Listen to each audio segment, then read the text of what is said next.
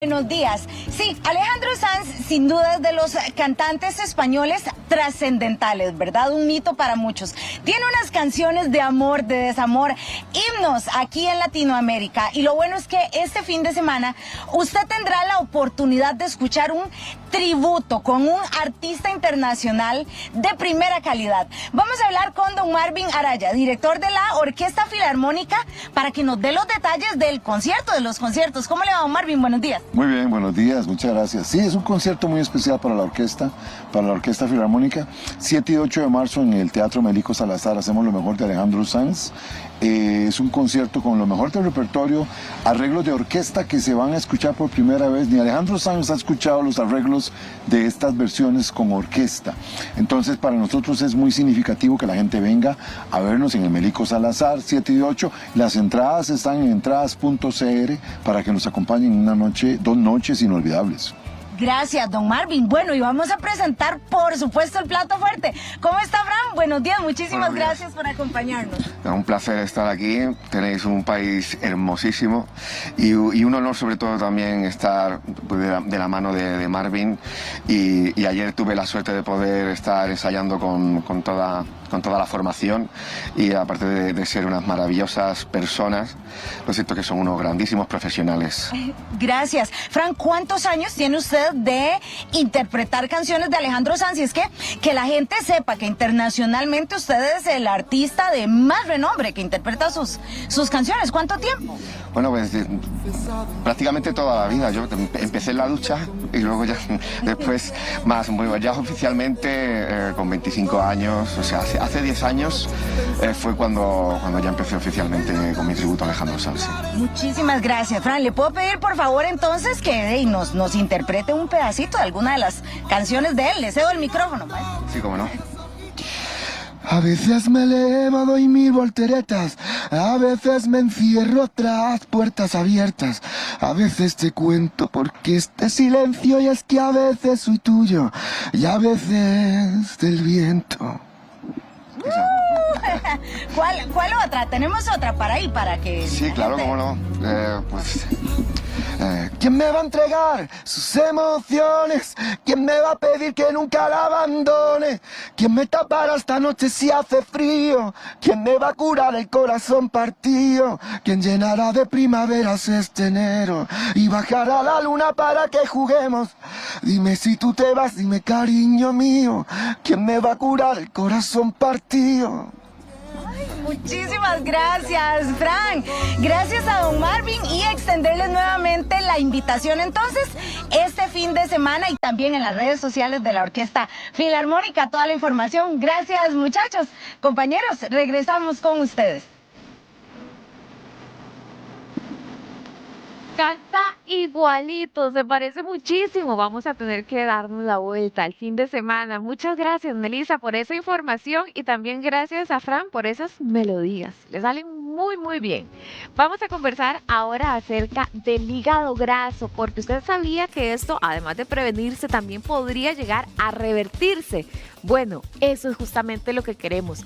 Para eso está aquí con nosotros la doctora Teresita Monestiel, para explicarnos cómo es posible llegar a estos términos. ¿Cómo está? Muy bien, encantada de estar aquí como siempre. Muchas gracias por estar acá.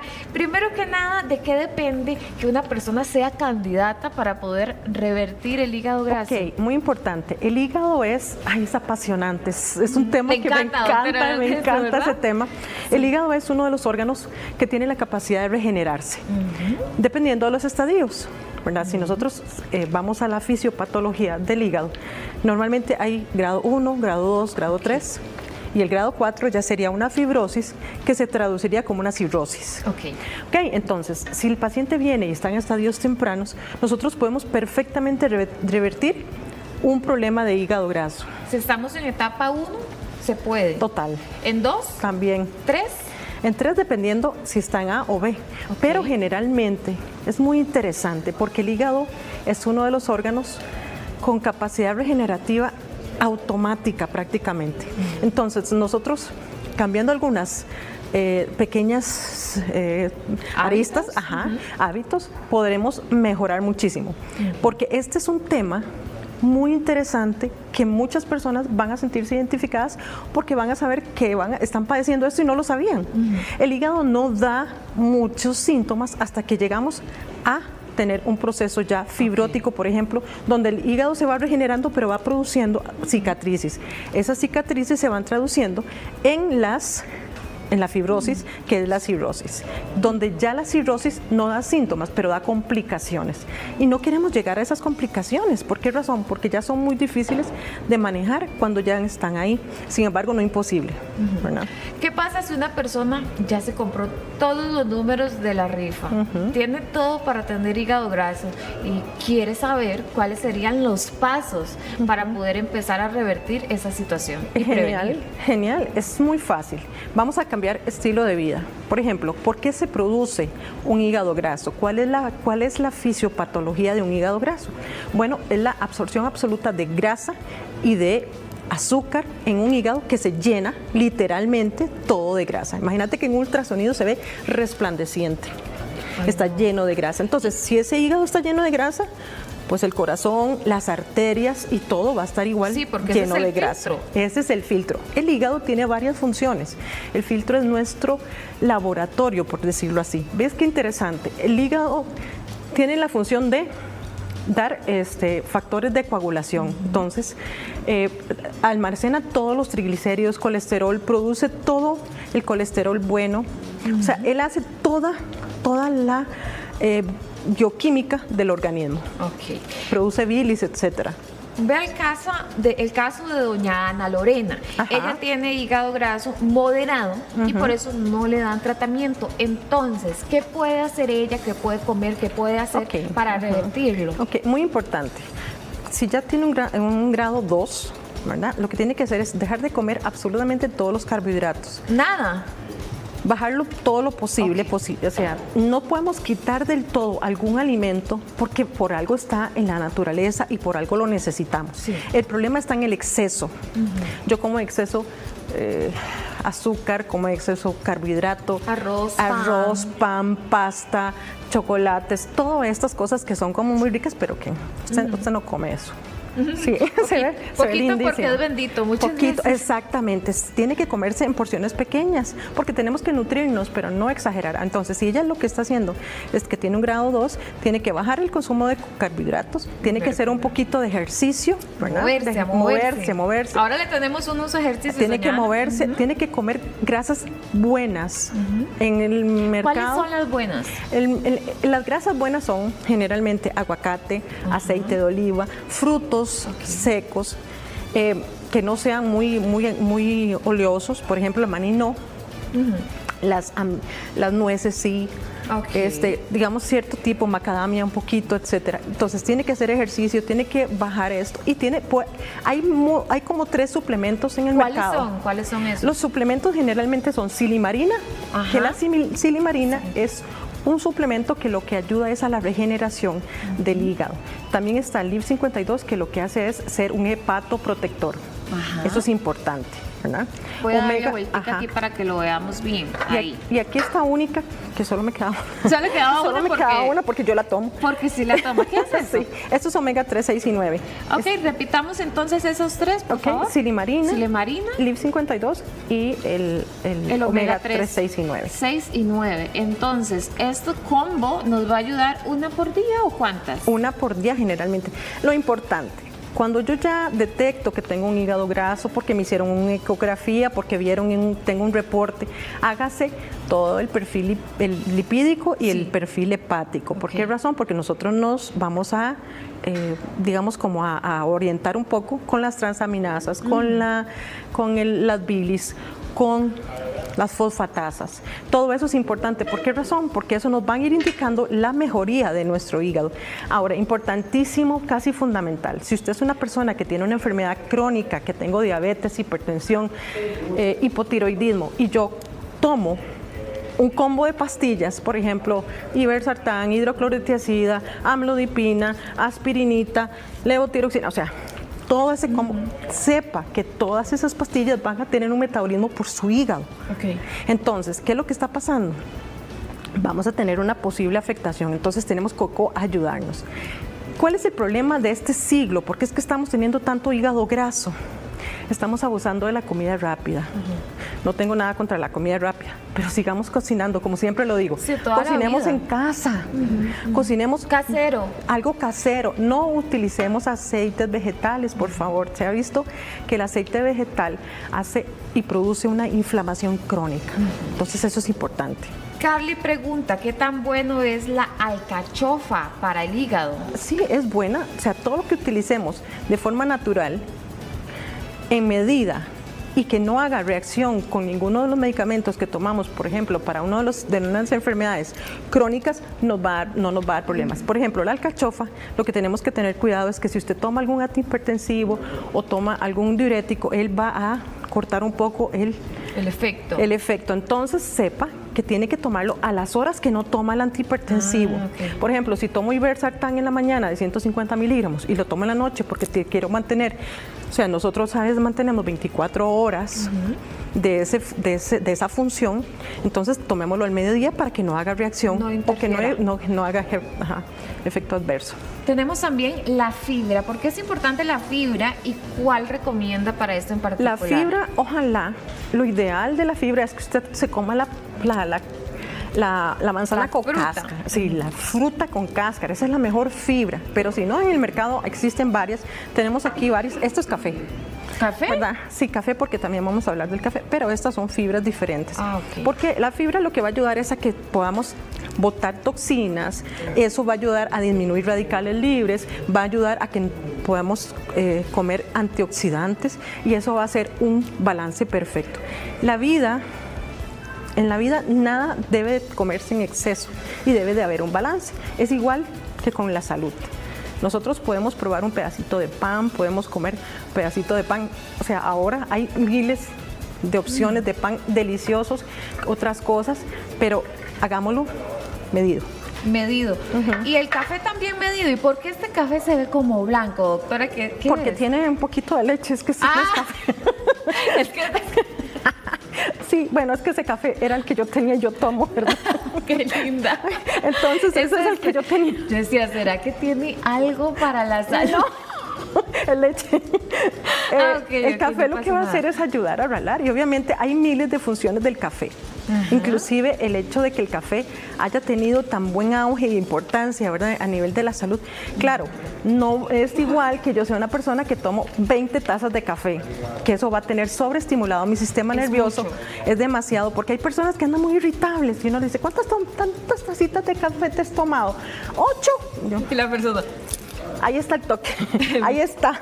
Okay. Por eso es que andas Muy bien. hiperreactivo. Aquí nos está preguntando don Ricardo si puede consumir papaya, si eso Es ayuda al genial hígado por la graso. papaína que tiene la papaya, todos los fitoflavones y los flavones que tiene, eso ayuda a la regeneración.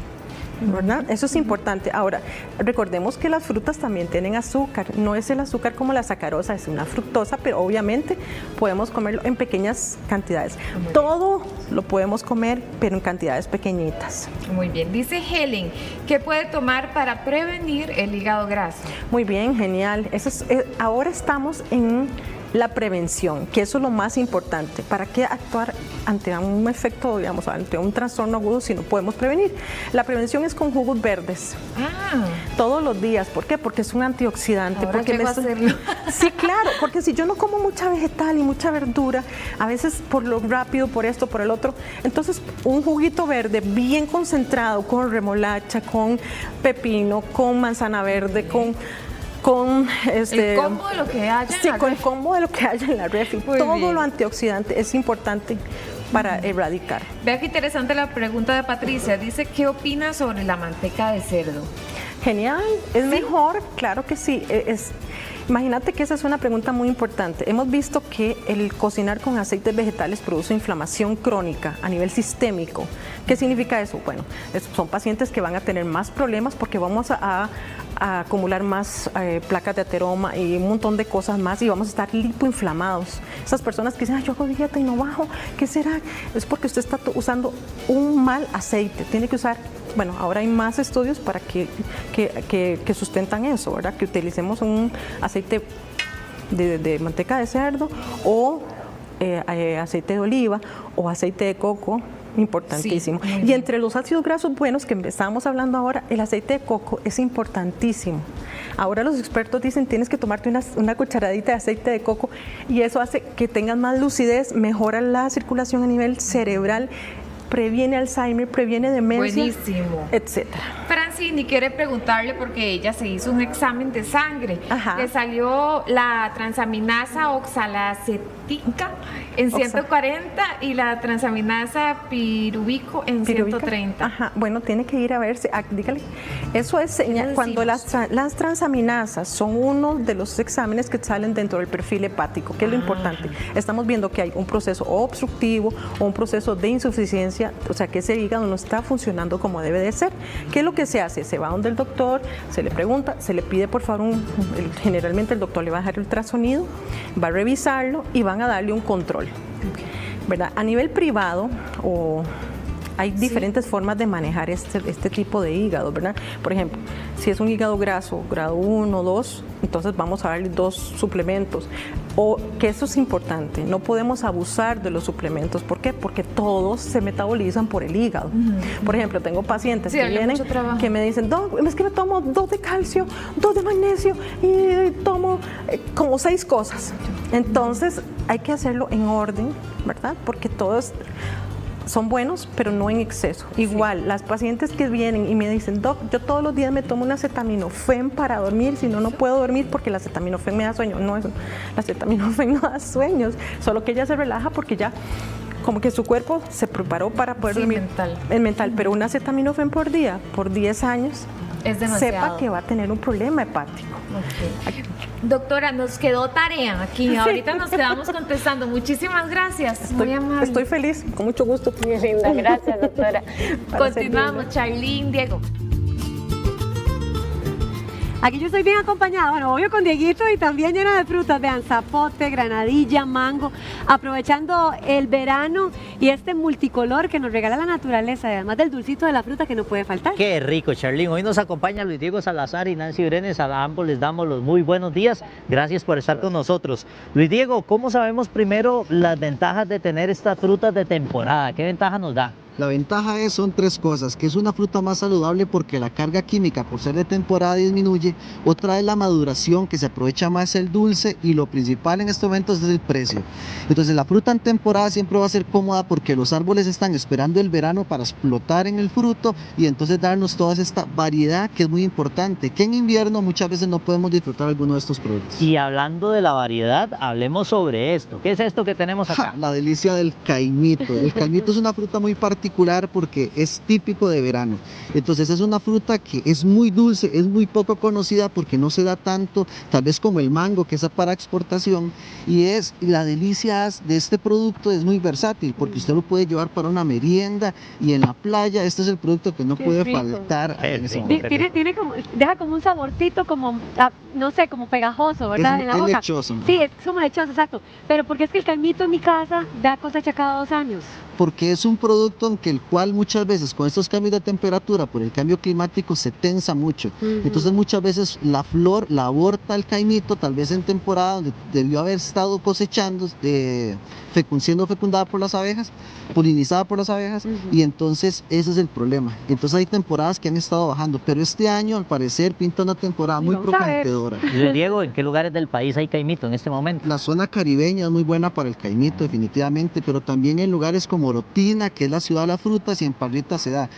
Costa Rica, como tiene microclima, no puedo decir que va a ser solo de una zona en específico, sino que puede ser que hasta en climas de Pérez Celedón se puedan dar árboles y puedan ser polinizados. Entonces los microclimas ayudan a que se pueda desarrollar muy bien estos productos. ¿Cuántos meses tiene para comer la gente que le encanta el caimito? Siempre es casi que inicia como, bueno, depende, eso es muy importante, porque muchas veces en Parrita no está tan la temporada y hay unas zonas del Caribe que sí está la temporada muy fuerte. Entonces el cambio climático hace, pero por lo general unos 3 meses es un tiempo más o menos normal. Luis Diego, la granadilla es una delicia. Vea, Qué rico, sí. Claro que sí, por Vea, favor. yo chiquitilla vi.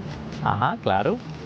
No, y adulto, no todavía lo hace así, ¿no? Qué buena granadilla. Vean qué Qué importante rico. esto. La granadilla tiene bastante producto dentro y es por el peso. Cuando uno va a escoger una granadilla, tiene que escoger, mover un poco, sentir el peso de la granadilla para poder que tenga esa experiencia, que usted sienta algo abundante en el fruto. Eso le iba a decir, Luis Diego, Vean. que cómo hacía uno para saber cuando una granadilla está, porque hay frutos que usted con tocarlos ya sabe, pero este que es duro, ¿cómo sabe usted cuando ya está listo? Lo ideal es el peso. Usted agarra una granadilla, entonces siente un peso aproximado para que le salga esa misma carne que usted necesita de la fruta para disfrutarla bastante. El sonido, usted se la pone en el sonido y empieza a moverse Es un poco, hueca. que sienta las semillas, pero cuando siente que está muy liviana y muy hueca, sepa que mejor busque otra granadilla.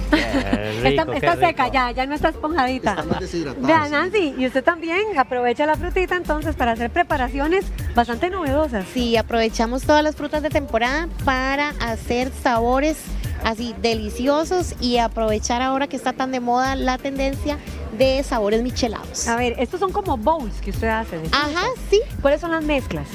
Nosotros tenemos este bol que es el bol tropical michelado, que es un bol tropical que lleva piña, lleva guayaba, mango verde, kiwi, uvas verdes, Eso es manzana verde, por eso es el bol tropical. Ok. Igual usted lo puede michelar con dulce o con ácido. ¿Cómo se hace, digamos que el topping, verdad? La michelada. Exactamente, si quiere ahorita le armo uno para Claro que que lo sí, hagamos. pueda ver. Yo le tengo un reto, Nancy. Ajá, a ¿Será ver. que uno puede hacer algo michelado con papaya? Que yo veo papaya.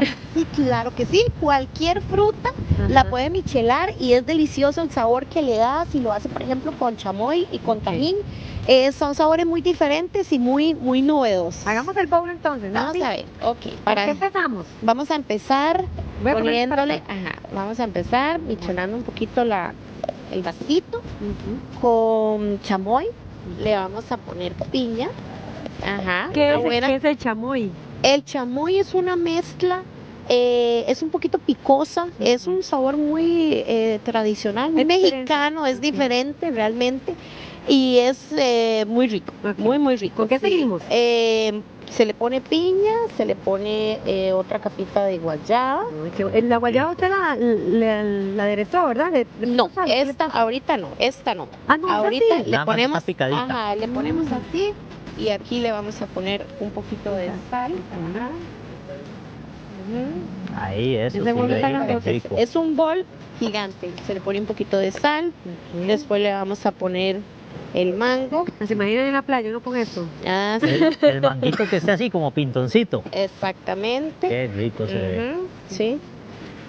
Sí, ahí Qué se le rico. pone este bol tropical, usted se lo come y bueno, queda.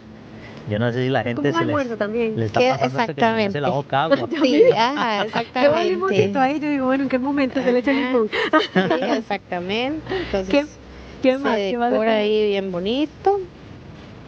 Se le pone El kiwi, bueno, ahí está. el kiwi, se le Eso pone además las de que está delicioso, verdes. es como decorativo también. Sí, es muy lindo. Realmente siempre en nuestro negocio cuidamos muchísimo la calidad y obviamente la estética. Ahí viene la parte del antojo total. Vean, qué delicia, Ahí vean. viene. Ay, a mí Ahí se viene. me hace como el... Ahí viene la parte bien rica. Ay, qué rico. Limoncito, Qué rico. bien exprimido. También se le pone Un poquito más de un chamoy. poquito más por acá. Vean. Uy, Chumita, ¿quieres? Sí. Ah, hasta que se antojaron, donde les llegó el olor. Y ya para finalizar el tajín. Ajá, exactamente. El tajín es como picante. Exactamente, el tajín es chile, es como chilito molido. Realmente eso es el tajín, es un chilito molido. Bueno, ahí está. Vea qué ¿Eso lo rico. podemos regalar, Nancy? Ese, claro que sí, lo pueden comer. Vean qué delicia, como les queda el bol tropical michelado. Muchísimas gracias, Nancy. Exactamente. Aquí se lo regalamos a Jimito. Ay, Éntrale, Jimito. Provecho, la fortuna. Vea, qué bárbaro. Y de ahí pasamos a los zapotes. Qué rico que está, pero ¿cómo sabemos cuando ya un zapotico está listo para comer, para que la gente lo compre? El zapote es la fruta que todo el mundo tiene que morir y haber probado el zapote, porque es muy dulce. Entonces él tiene una forma arenosa. Cuando usted lo va a escoger, el zapote siempre va a ser duro, pero aquí Cuando nosotros partimos el zapote, le quitamos un poco de la cáscara y nos damos cuenta que el color marrón va a estar ahí. Esto nos dice que el zapote ya está para consumir, además de que está un poco blando. Tiene que verse así entonces. Tiene que verse. Usted lo puede quitar y si se ve verde el zapote, usted tiene que darle más tiempo para que él empiece a madurar. Pero qué belleza, como se ve la semilla. La semilla es preciosa. Súper Y rico. este producto junto con el caimito se tiene que comer con cuchara para que usted pueda disfrutarlo más. O sea, si uno puede pelarlo, pero siempre con cuchara. El zapote es arenoso. Muchas personas no conocen este producto. No es algo tan normal, pero es una fruta que se puede deleitar en este tiempo de verano. Qué rico, vea, Luis Diego, Nancy, les damos las gracias por venir acá a antojar a la gente. En sus manos, porque ¿qué pasa si quizás las siente hinchadas, le pican, le arden, hay ampollas? ¿Eso qué nos indica y sobre todo cómo se puede solucionar? Lo mejor es consultar con un dermatólogo, por eso vamos a consultar esta mañana con el doctor Ismael Sánchez, acá presente. Bienvenido. Hola, muchas gracias por la ¿Cómo invitación. está? Muy bien, ¿y usted qué tal? Bien, gracias a Dios. Doctor, primero que nada, ¿qué significa cuando la gente, además de picor, siente cierta resequedad en las manos? Bueno, las manifestaciones en las manos son muy variables, pero también a veces no son específicas de algo en especial. Te puedo decir que como el 70-80% de las causas de consulta y de las manifestaciones a nivel de las manos van a estar relacionadas más que todo por dermatitis de contacto alérgica o dermatitis de contacto irritativas. Hablemos de las personas que padecen de diabetes y problemas también circulatorios. ¿Qué puede llegar a producir que esto les ocasione algún problema en la piel o cómo puede manifestarse? En realidad los problemas como la diabetes, que son enfermedades metabólicas, realmente no es como la causa principal de problemas en las manos, así como también un mito que existe de que si tengo un problema en las manos es que tengo un problema en el hígado, ahora que estaban hablando ustedes de eso, que estamos pero en hablando realidad no hay ninguna relación en eso. Ahora, en cuanto a la diabetes, lo que sucede sobre todo es que como hay alteraciones circulatorias y alteraciones al nivel de los nervios, entonces sí puede agravar síntomas preexistentes, pero digamos, no por ser diabético voy a tener mayor problema a nivel de irritaciones o problemas a nivel de las manos. No tienen una relación directa. No, indirecta sí. Indirecta sí. Doctor, nosotros solemos hacer oficio en la casa, que lavar el baño, los trastes, la ropa, cepillar. ¿Cómo nos damos cuenta si algún detergente, algún cloro, algún jabón nos está haciendo daño en las manos? ¿Cuál es el primer síntoma? Bueno, primero, como para comentarte previamente a entrar a esa pregunta, existen otras manifestaciones a nivel de las manos, como lo son, bueno, principalmente como te dije, las que son por contacto, pero también pueden haber relacionadas al clima, a las temperaturas frías, ambientes secos. También hay enfermedades como lo pueden ser condiciones relacionadas a infecciones por hongos, también puede estar relacionado también con infecciones o enfermedades por herpes, entonces hay una cosa que se llama eritema multiforme, que después podemos hablar un poquito más de eso, y obviamente también las famosas infecciones por hongos, que en general para el 80% de la población todo lo que genera un brote de irritación en la piel son hongos. Eso por ahí que es importante siempre aclarar porque son motivos súper frecuentes de consulta. Ahora, en relación a lo que tú me preguntas, existen diferentes condiciones que pueden favorecer, agravar o incentivar las manifestaciones en la piel. Entonces no sé si tienes, por ejemplo, alguna pregunta específica como para yo poder orientarte. Vamos a ver esas imágenes precisamente, doctor, porque tal vez las personas se puedan identificar con algunos de los casos que vamos a mostrar a continuación. Por ejemplo, estas manos, doctor, ¿qué es lo que está pasando ahí? Bueno, primero hay que aprender a leer las manifestaciones porque los síntomas van a estar relacionados a ciertas enfermedades y las zonas afectadas también nos van a orientar. Entonces, por ejemplo, si vemos en esta lesión de acá o esta manita de acá, vemos que principalmente están en el dorso de las manos y no están en las palmas. Eso también nos tiene que orientar. Entonces, vemos que además hay una zona de enrojecimiento, hay algunas fisuras, pero vemos sobre todo que lo que hay es una escama gruesa, blanquecina y es como muy adherente. Esto orienta más a pensar en una enfermedad como la psoriasis. ¿Qué es importante saber en esto? Que siempre hay, o la mayoría de las veces hay una condición familiar. O sea, alguien en la familia tiene genético. O esta misma manifestación o psoriasis en alguna otra parte del cuerpo. Entonces la carga genética siempre es importante, ¿verdad? Entonces hay que investigar esa parte también. ¿Y qué hace un paciente que tenga esto? Porque se ve bastante incómodo. Primero consultar al dermatólogo. Primero ¿verdad? que nada. En segundo lugar, pues obviamente hay recomendaciones generales que están relacionadas, digamos, con qué cosas hacer y qué cosas no hacer. Lo principal en términos generales es evitar los irritantes, porque los irritantes van a ser la causa principal, como me preguntaste ahorita, y ahorita te voy a explicar un poquito de esa parte, pero lo más importante es utilizar Sindet o jabones sintéticos que no sean tan abrasivos, la humectación, utilizar cremas hidratantes, ojalá con urea al 5 al 10%. Adicionalmente a esto también encremarnos las manitas después de lavarnos con jabones. Si es estrictamente necesario usar alcohol en gel, pues ni modo, pero tratar de no utilizar en la medida de lo posible. Y también para estas cosas utilizamos esteroides o cremas para desinflamar, porque recordemos que la psoriasis es una enfermedad inflamatoria. Ahora, en relación, perdona, a lo que me decías ahorita, de cómo hago para saber si algo me está generando irritación, principalmente jabones y estas cosas, lo más común es que usted, después de utilizar cosas de limpieza, vamos a sentir una sensación quemante, ardorosa, un enrojecimiento y una sensación como de tirantez en la piel de las manos. Eso es lo primero que tienes que pensar. Calderón está preguntándole, doctor, ¿por qué las manos a una señora que tiene 79 años se le ponen moradas, frías y además le duelen? Bueno, esto ya no es tanto una relación con un padecimiento propiamente de la piel, sino que lo más probable es que ella tenga alguna otra condición adicional en la cual tenemos un problema circulatorio. En algunas ocasiones ese tipo de manifestaciones como los que nos está contando está relacionado a enfermedades autoinmunes como enfermedad de Raynaud o fenómeno de Raynaud, en el cual hay un vasoespasmo de los vasos de las manos y produce principalmente un cambio en la coloración, y adicionalmente a esto también va a producir dolor. Algo súper importante que habría que preguntarle es si percibe que esto le sucede más cuando se lava las manos con agua fría o cuando el clima está muy frío. ¿Por qué? ¿Eso qué indicaría? Porque lo que está hablándonos es que reaccionan los vasos capilares de las manitas y producen un estrechamiento de la luz, por ende hay menos flujo sanguíneo, y al haber menos flujo sanguíneo se ponen de ese color y adicionalmente produce dolor. Ahí podríamos pensar en algo ya de tipo vascular. Algo vascular, principalmente asociado a enfermedades autoinmunes.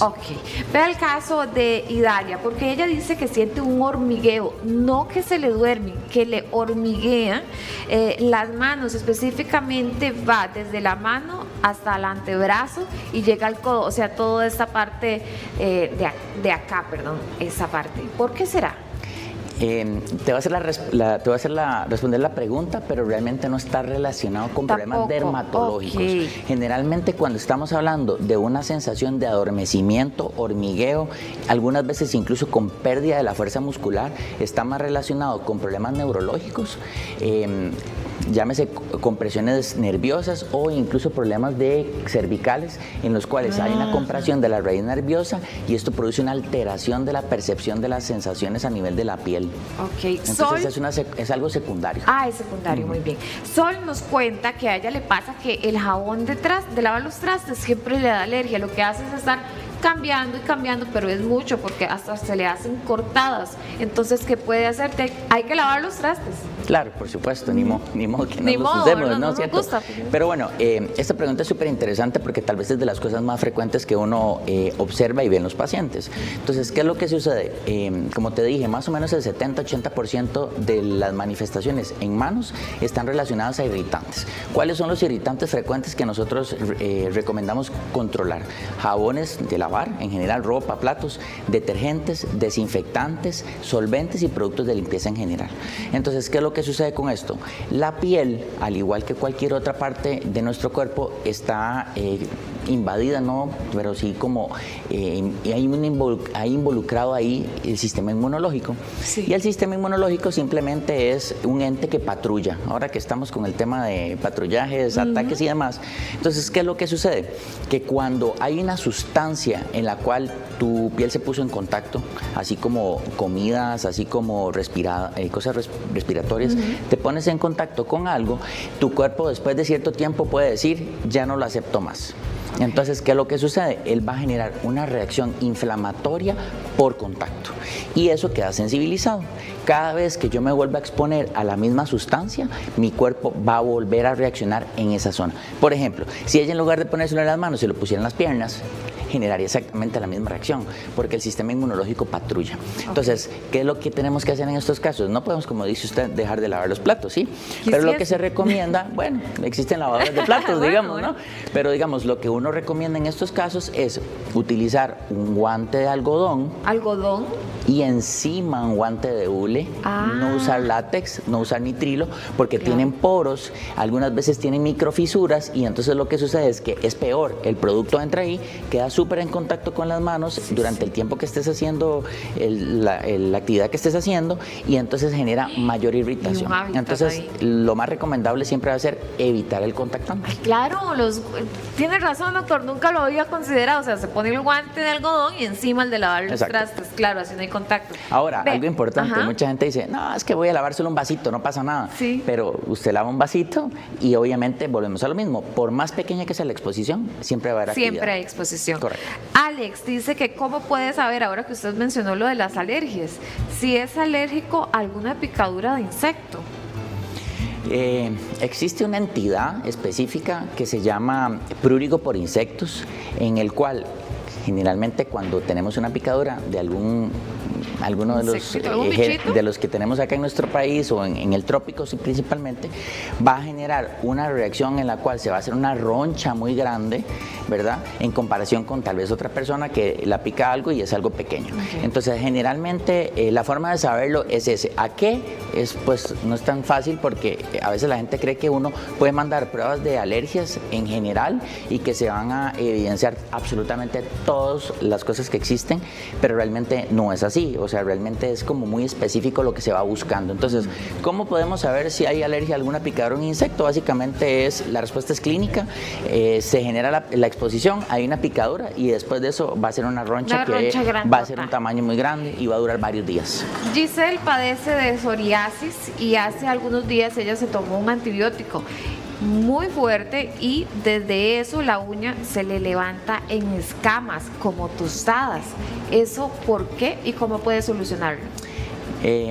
Bueno, como hablamos hace un ratito, la psoriasis es una enfermedad inflamatoria de la piel. Entonces, cualquier cosa que genere mayor inflamación va a generar mayor actividad de la enfermedad. Te voy a poner un ejemplo.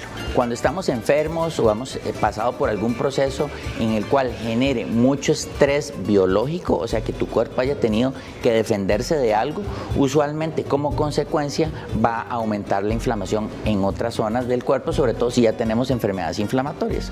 Entonces, que la causa haya sido el antibiótico específicamente, difícil, porque cuando estamos hablando de cosas ingeridas es algo que va a darle vuelta por todo el cuerpo a uno, entonces como que la posibilidad de que solo me vaya a generar una reacción alérgica en una sola parte es prácticamente imposible. Ahora, ¿qué pudo haber sucedido? Cuando tenemos la afección de un solo, en este caso una sola uña o un solo dedo, lo más probable es que sea o algo infeccioso o por algún trauma. Puede ser otra cosa. Dice Lau que ella tiene ampollas en la punta de los dedos. La doctora le dijo que eso lo que puede ser es artritis.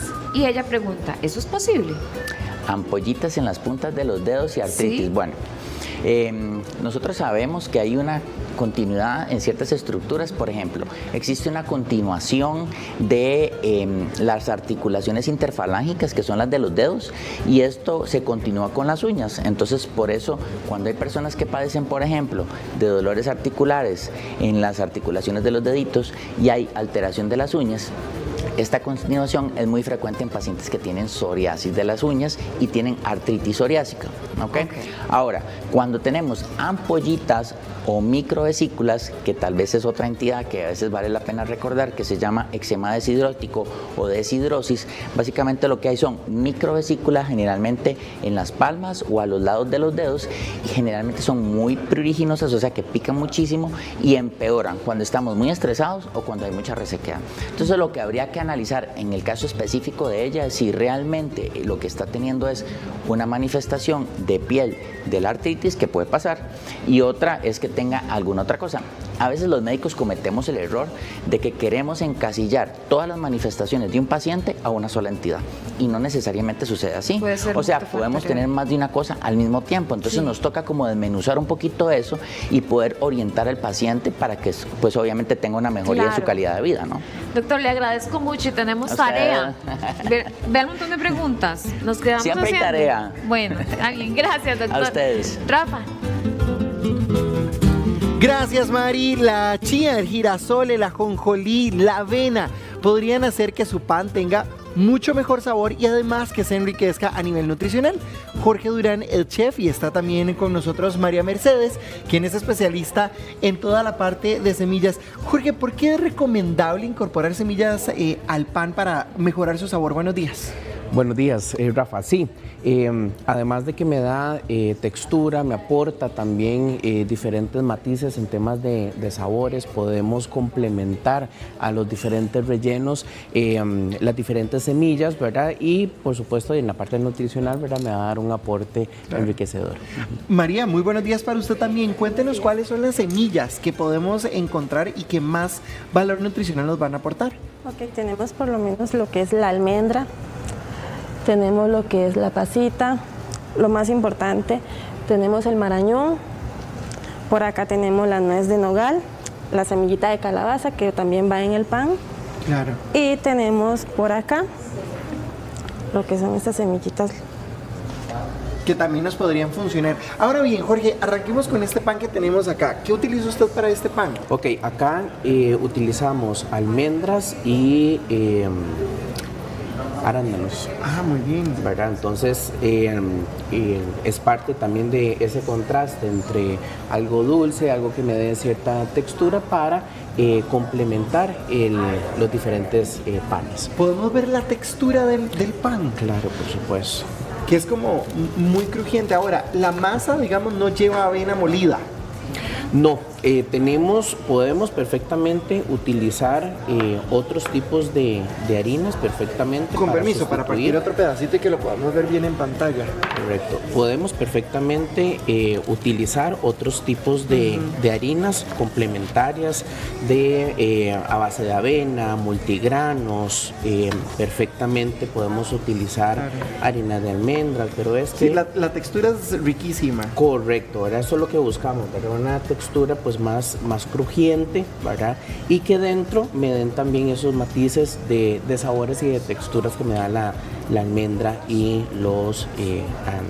Jorge, donde usted estaba partiendo, ¿verdad? Se veía muy rico porque, a ver, es crujiente, pero al ya, digamos, entrar en la miga, se siente completamente distinto. Vea, apártase ahí como está para que lo puedan ver sin moverlo, ajá, en pantalla. ¿Cómo se logra eso, digamos, a la hora del horno? Ok, siempre vamos a tener temperaturas pues un poco más altas, ¿verdad? E igual el proceso, ¿verdad? En donde vamos a tener el reposado, ¿verdad?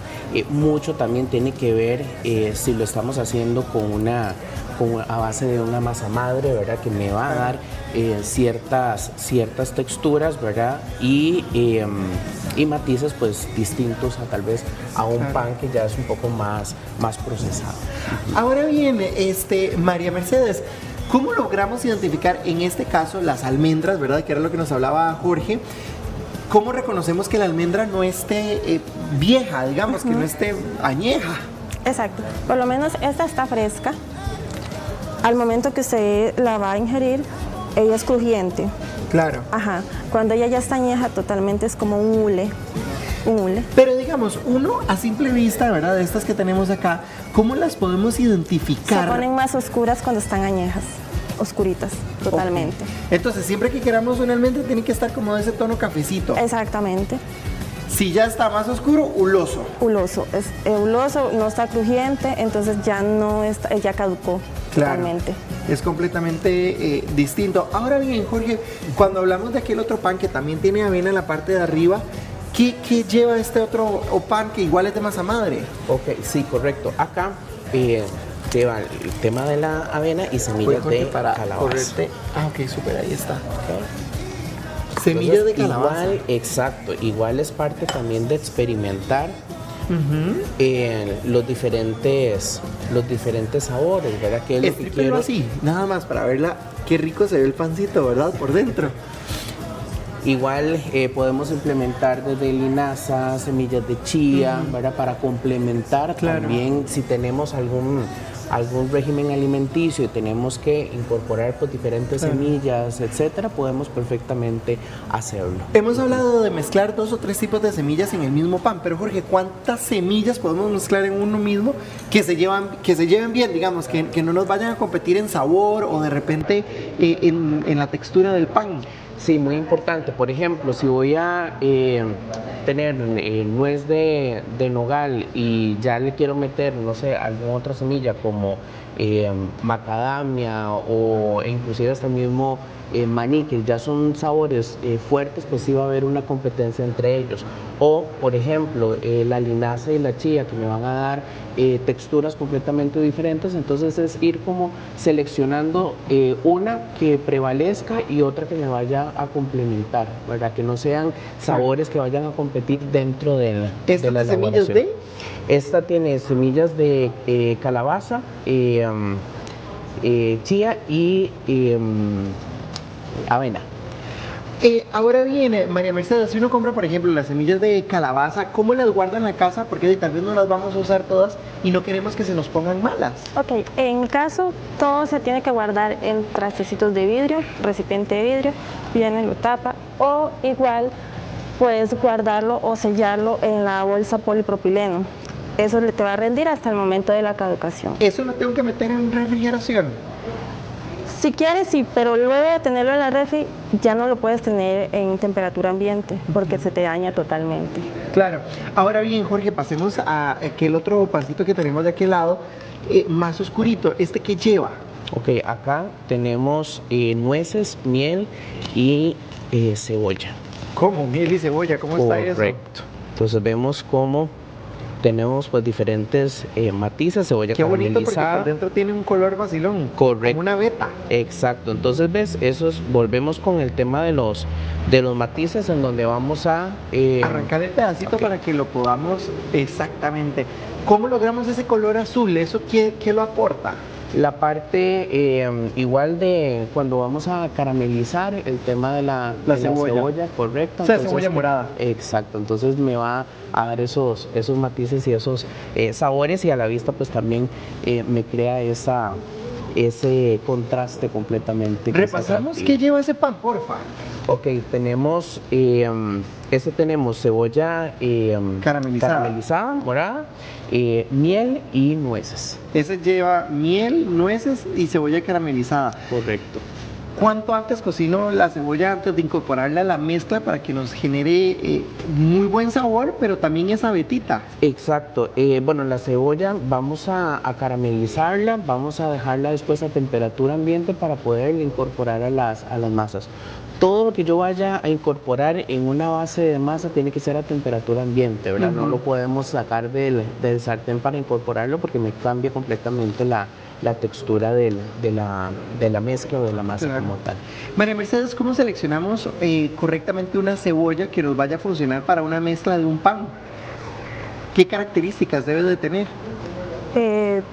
Totalmente tiene que estar no como pasada de tiempo. Ok. Sí, tiene que tener un poco de consistencia, más que todo.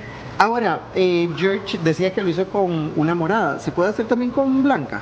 Sí, perfectamente. Sí, la cebolla morada pues va a tener un sabor pues más característico, más pronunciado, entonces me va a dar pues un sabor pues más fuerte, más potente. George, ese pan que tenemos en pantalla, ¿sabe de qué es? Este es de semillas de ajonjolí. Con el ajonjolí es ideal poder nosotros tostarlo antes, e inclusive con el tema de las semillas. Cuando son semillas, no sé, las compramos, ellas tienden a estar inactivas, ¿verdad? Claro. Para nosotros poder potencializar y sacar sus aceites esenciales, lo que hacemos es calentarlas en el sartén para potencializarlas. Como secarlas. Sí, correcto. Y vamos a ver que, por ejemplo, con el ajonjolí, ellos van a ir sacando sus aceites esenciales, igual con el resto de semillas, y eso también me aporta de sabor en cualquier preparación que vaya a elaborar.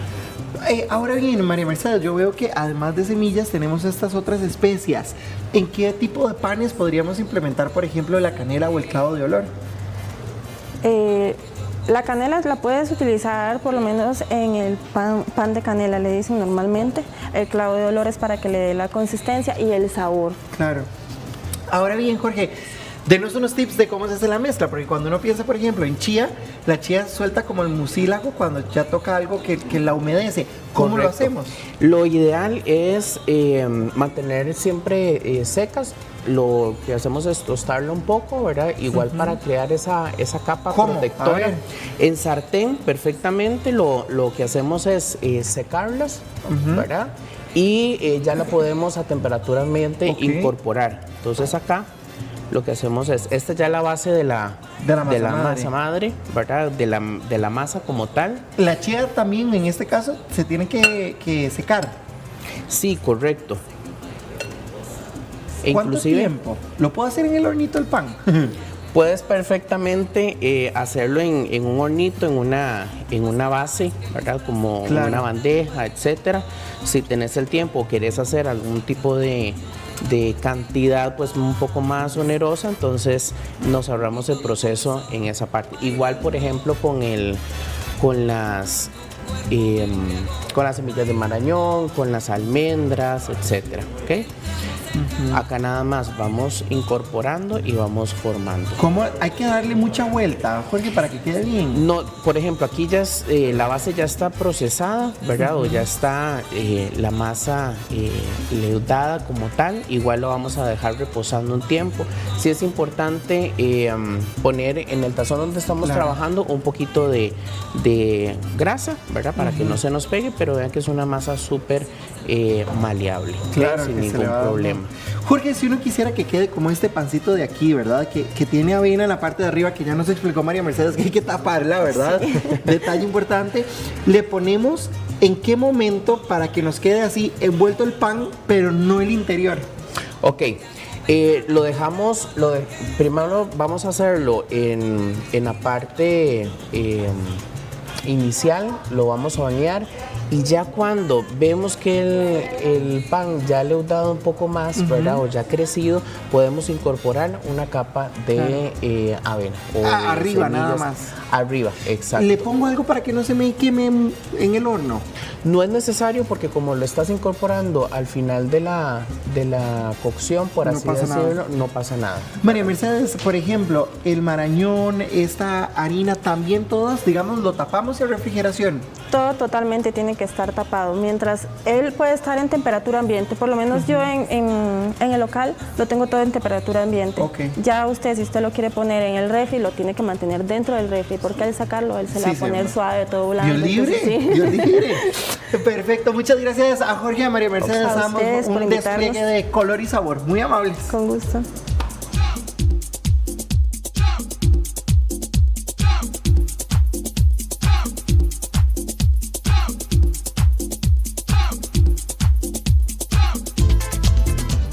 Y como dice esa canción, brinca, hoy lo vamos a invitar a que usted agarre una camiseta, una pantaloneta, unas tenis, se las ponga en este momento y vamos a hacer ejercicios de step con Brian, Adriana y con yo. Buenos días, gracias por estar con nosotros. ¿Qué tan dinámica es una clase de step? Bueno, buenos días a todos en casa. Una clase de step es un poco dinámica, depende de lo que vayamos a hacer. Si va a ser un poco más bailable, si va a ser un poco más de resistencia. Entonces, depende de lo que yo quiera, o lo que quiera hacer en el momento, va a ser la dinámica en el step. Adriana, y esto es súper, digamos, porque el step se puede sustituir, si la gente no lo tiene en casa, ¿verdad? Puede ser una grada, ¿qué otra cosa? Claro, se puede utilizar una grada, cualquier cosa que esté a un poco más de nivel, se puede utilizar, ya que más adelante se van a mostrar ejercicios que van a servir en cualquier cosita que se pueda usar. Bueno, muy bien, ¿qué les parece si comenzamos? ¿Con qué vamos a comenzar? ¿Qué vamos a hacer? Ok, Johan nos va a ayudar un poquitito ahí a guiarlo. Ajá. Lo que vamos a hacer es un circuito interválico, un poquitito de push-up. Si quieren nos ayuda más bien usted y también nos sigue con la clase. Vamos a ver. Entonces vamos a hacer... ¿Este qué? ¿Aquí? Exacto, sí. Es un push-up y cambio, exacto. Y ahí voy. Vamos. Uno y cambio. Vamos. Aquí hay que hacerle. Vamos, sube y paso. Perfecto, vamos, sube y paso. 3 de Vamos, cada lado. 3, eso. Ahí fuerte. estamos ejercitando, ¿qué? Estamos haciendo un poquito de tríceps, de pecho, de espalda. También estamos activando el core. De una vez hacemos el trabajo de contrarresistencia y seguimos un poquitito de trabajo de conditioning. ¿Esto es bueno que para el corazón? Exactamente, son trabajos cardiovasculares que van a tener respuesta en la salud del corazón. Aquí es importante tener bien presionado aquí el core. Siempre presionado para sentir la activación ahí. Ahora, chiquillos, qué sé yo, si hay una señora, un señor que tiene una operación, se está recuperando, hacer ejercicios con el step ayuda. Son perfectos, ya que hacer una pequeña desnivel entre el piso y el step, vamos a ir progresivos poco a poco. Entonces la resistencia que va a generar sus músculos en las piernas no va a ser tanta como si tuviera que hacer un levantamiento de un cajón. ¿Qué otro ejercicio vamos a hacer? Vamos con sentadilla igual alternada. ¿Qué vamos a hacer? Sentadilla alternada, igual en el step aquí. Eso. Vamos, paso profundo. Y bajo. Sentadilla profunda. Hay que sacar ahí, saca rabo. Exactamente. Y la espalda cadera. recta, la espalda se mantiene recta. Saca rabo. Vamos a hacer unas 5 por lado. 5 por lado. 5 por lado está bien. 5 por lado.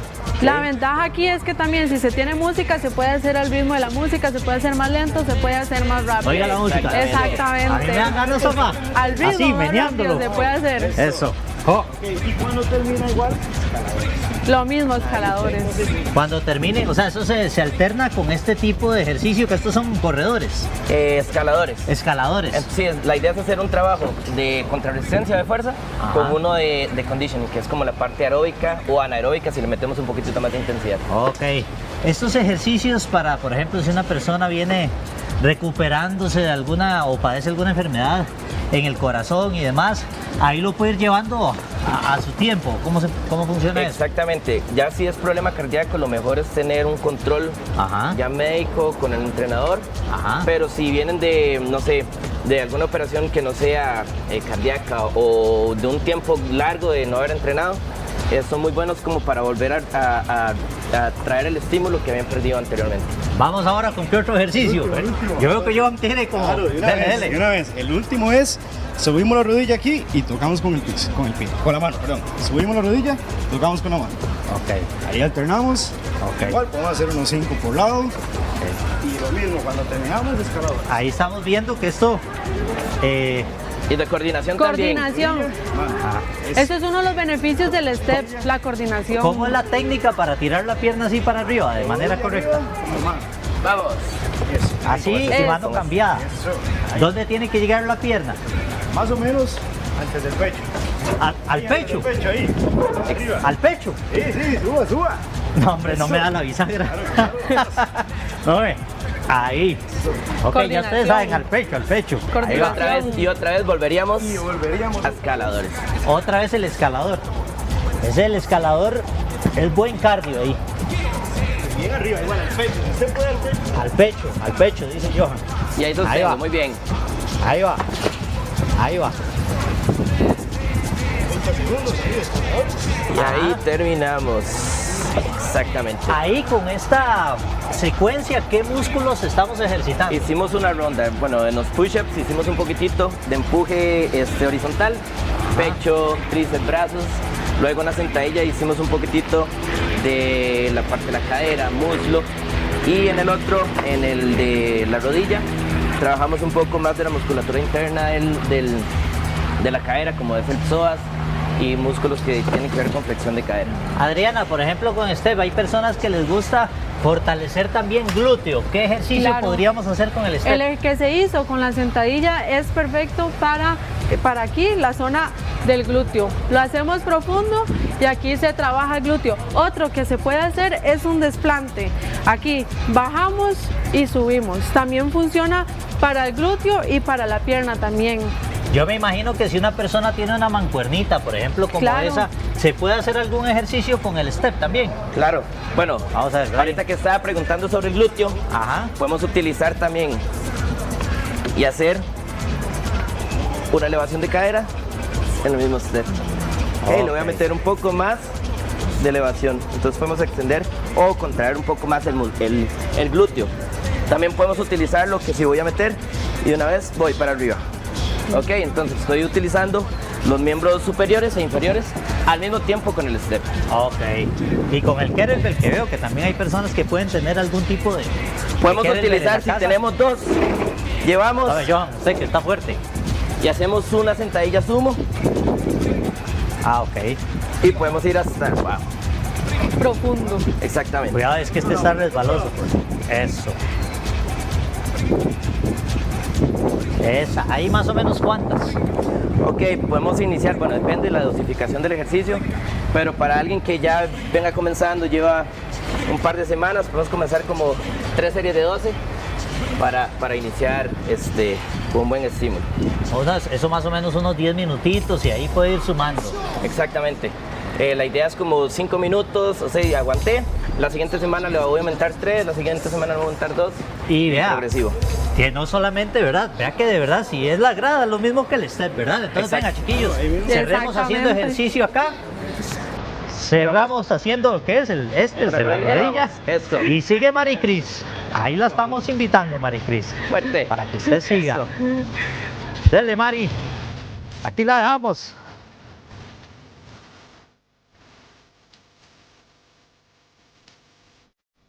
Muy bien, Diego, poniéndole bonito. Y bueno, espero que a doña Ana, la señora a la que le recomendamos ese segmento, le haya funcionado bastante bien. Y ahora que estaban conversando acerca de la salud cardiovascular, que es bueno hacer ejercicio, bueno, también es prudente averiguar si usted padece de la tiroides, si también tiene alguna afección cardiovascular, porque esto podría estar relacionado, ya sea que tenga hiper o hipotiroidismo. Puede que su corazón vaya más rápido o vaya más lento de lo normal. Por eso vamos a conversar esta mañana con el doctor Andrés Ulate. Él es cardiólogo y está aquí para respondernos todas nuestras preguntas, que siempre son bastantes. ¿Cómo está? Hola, muy bien, ¿está? Bien, gracias a Dios. Doctor, ¿cuál es la relación que existe entre la tiroides y el corazón?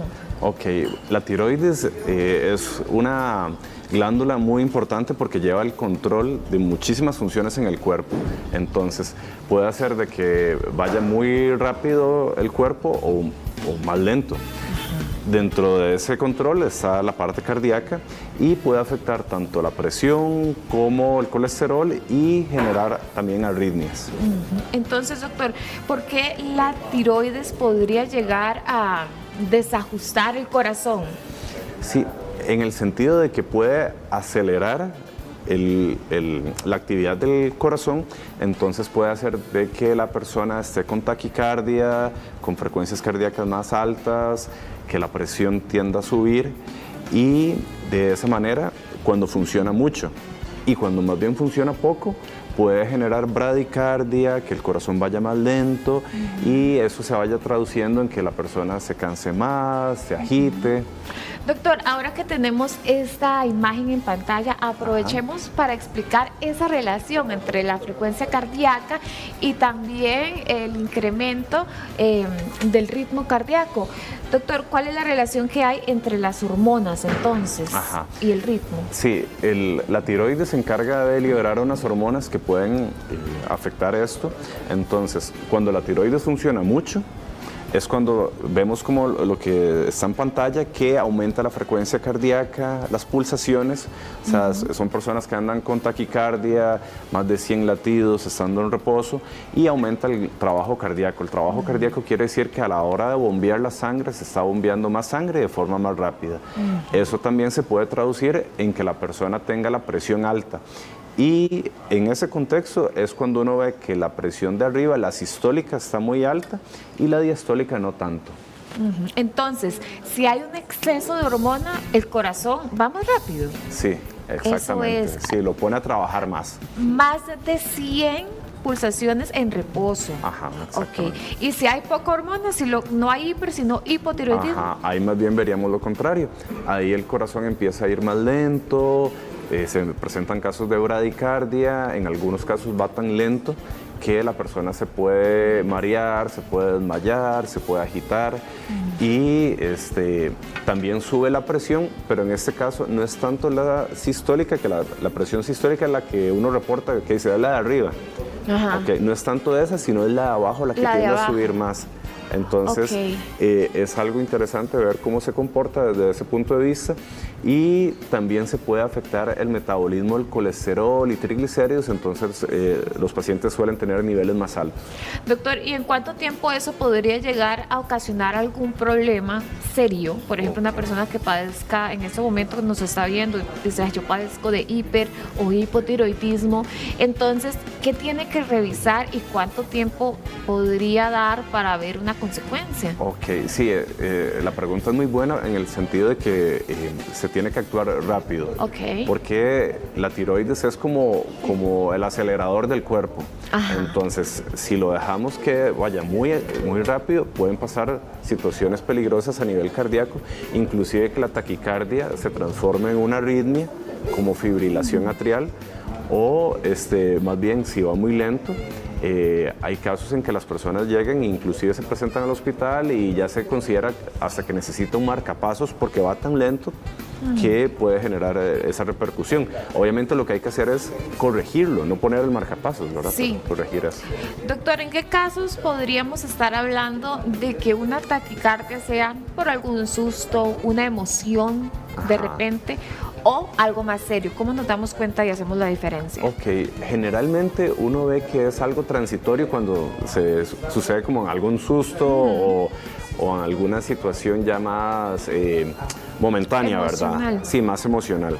En estas situaciones, cuando la tiroides funciona mucho, es algo constante y el corazón va acelerado.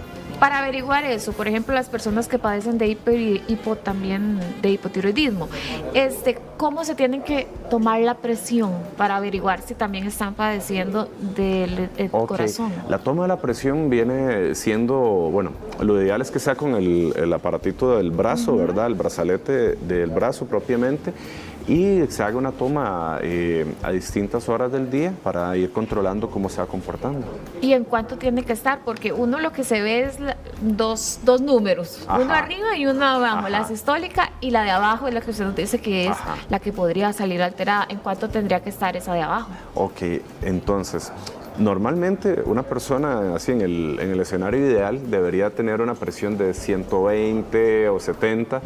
Cuando las personas tienen hipotiroidismo, uno puede encontrar que están 120, 130, 95, 100, entonces la de abajo está muy alta.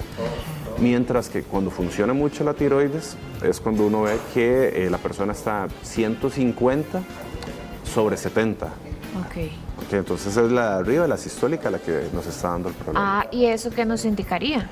Nos está indicando que, bueno, a esa diferencia tan marcada se llama presión de pulso.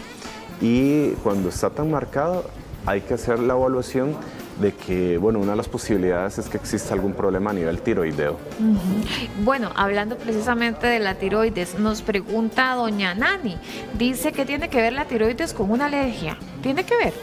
Con alergia, no tanto, sí. No hay mucha relación. Sí, hay ciertos cambios a nivel cutáneo que pueden pasar cuando la tiroides funciona mucho o poco, pero propiamente una alergia, no. No hay mucha relación. No. Ok, hablemos pues de la situación del hipo y el hipertiroidismo. ¿Cuál puede ser la relación que tenga el hipo y el hipertiroidismo con el tema también cardíaco, ya hablando directamente? ¿O puede ser que un problema cardíaco genere un problema? No, más bien ahí el corazón sería la víctima de la, es la víctima, tiroides. Sí, es la víctima de la tiroides. Ok, sí. y una persona que padezca de hipotiroidismo, ¿cuáles consecuencias cardíacas podría llegar a tener? Ok, eventualmente puede ser tanto la parte del ritmo cardíaco, que vaya muy lento, frecuencias cardíacas menos de 50 latidos, entonces ya la persona puede asociar datos de insuficiencia cardíaca por ir tan lento el corazón, o inclusive algún tipo de desmayo.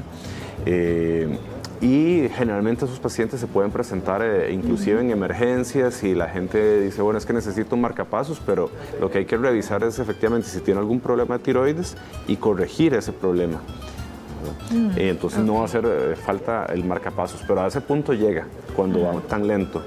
Y cuando va muy rápido se puede ver ya la taquicardia propiamente, la fibrilación atrial, que es una de las arritmias que se asocian. Ok. Doña Roxana nos está preguntando, dice que la hermana tenía la que baja de peso. ¿La que baja de peso cuál es? ¿El hipo o el hiper? Ajá. El hiper es como si uno estuviera todo el día a 100 kilómetros por hora. Acelerado. Entonces acelera el metabolismo y ahí es donde se empieza a bajar de peso. Más bien la persona, como está tan acelerada y todo, le siente mucho calor. Entonces, bueno, es que ella pregunta que tenía la que baja de peso, o sea, tenía hiper. Y ahora subió de peso. ¿Qué significa? ¿Será que está dormida la tiroides? Ella pasa muy estresada. ¿Será que eso es lo que genera la enfermedad? Pues creo que la duda de doña Roxana va, que será que pasó de hipo a hiper.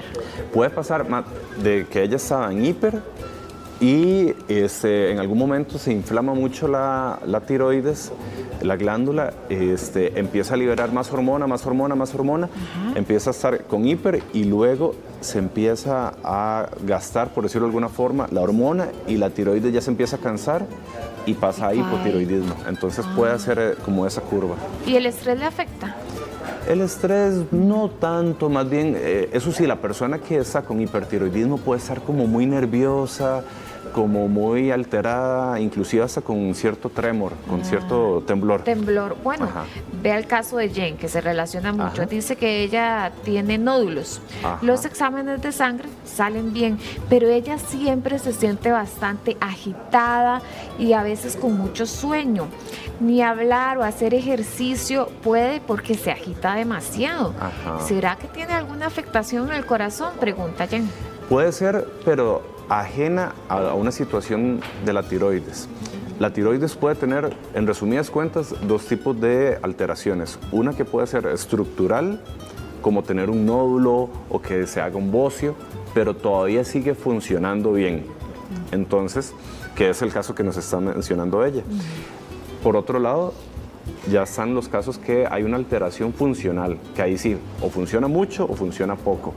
Pero si los exámenes de sangre le salieron bien, a pesar de que tenga el nódulo, entonces los síntomas no son por la tiroides. No es por la tiroides. Exactamente. Pero ella tiene la duda si es cardiovascular. ¿Qué examen se puede hacer? Bueno, entonces ahí se puede hacer, hay un examen de sangre que se llama, el nombre es un poco difícil. Apunte, Jen. NT-proBNP. NT-proBNP. Entonces ese es un examen que usamos los cardiólogos para ver si el corazón está bajo estrés, si está entrando en algo que se llama falla cardíaca, y que la falla cardíaca puede generar cansancio, debilidad, falta de aire. Eso es como para empezar. Don Eduardo pregunta por qué la esposa de él es diabética y también es hipertensa. Muchas veces la presión se la mide y le da 87/140 con 101 de palpitaciones. Muchas veces hasta más altas. Y pregunta, ¿cuál es la presión normal y qué recomienda para poder bajarla? Ok, ahí sí, esa presión no debería presentarla, y tampoco esas pulsaciones, o sea, está muy acelerada. Una persona en reposo, así como estamos nosotros, deberíamos estar alrededor de 100 latidos por minuto, 80 latidos por minuto.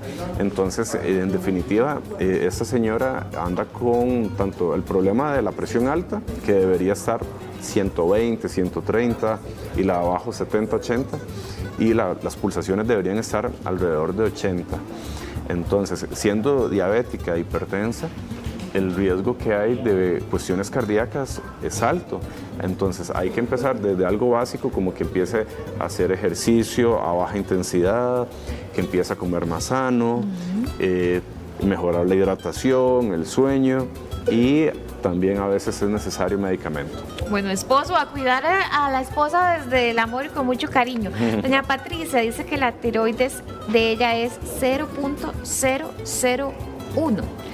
Hiperactiva, y la dosis es de 2 pastillas diarias. A ella le da miedo como bajar mucho de peso y después subir mucho de peso, entonces no sabe si la dosis es la adecuada. Vamos a ver, lo que está diciendo es de que ella con la pastilla está en una situación, por decirlo de alguna forma, de hipertiroidismo. Entonces, cuando se suelen usar esas dosis de la pastilla, de 2, y tiene ese nivel en la sangre, es a veces porque existió el antecedente de un cáncer de tiroides. Pero habría que saber exactamente el caso de ella, porque si no, más bien está sobredosificada, habría que bajar la dosis. Dice doña Ana que a la hija de ella hace medio año le diagnosticaron un bocio. Últimamente ha notado que llora y después se ríe mucho, como que la ve con las emociones un poco fluctuantes. El corazón le palpita demasiado. Puede ser de lo mismo. A veces también le sudan mucho las manitas y los pies. Sí, lo básico sería hacer el examen de sangre, que es el que se llama TSH. Ese es como el inicial, que no hace falta que se hagan ayunas ni nada por el estilo. Y de ahí en adelante empezar a hacer la investigación si hace falta algún otro tipo de examen. A veces ya entonces se pide algo que se llama la T3 y la T4 libres, que son otras hormonas tiroideas. Y luego también se pueden pedir como unos anticuerpos y cuestiones así.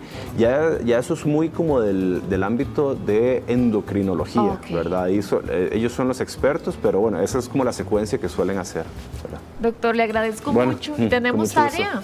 Sí. Bueno, ni modo, sí. Como en la escuela. Sí.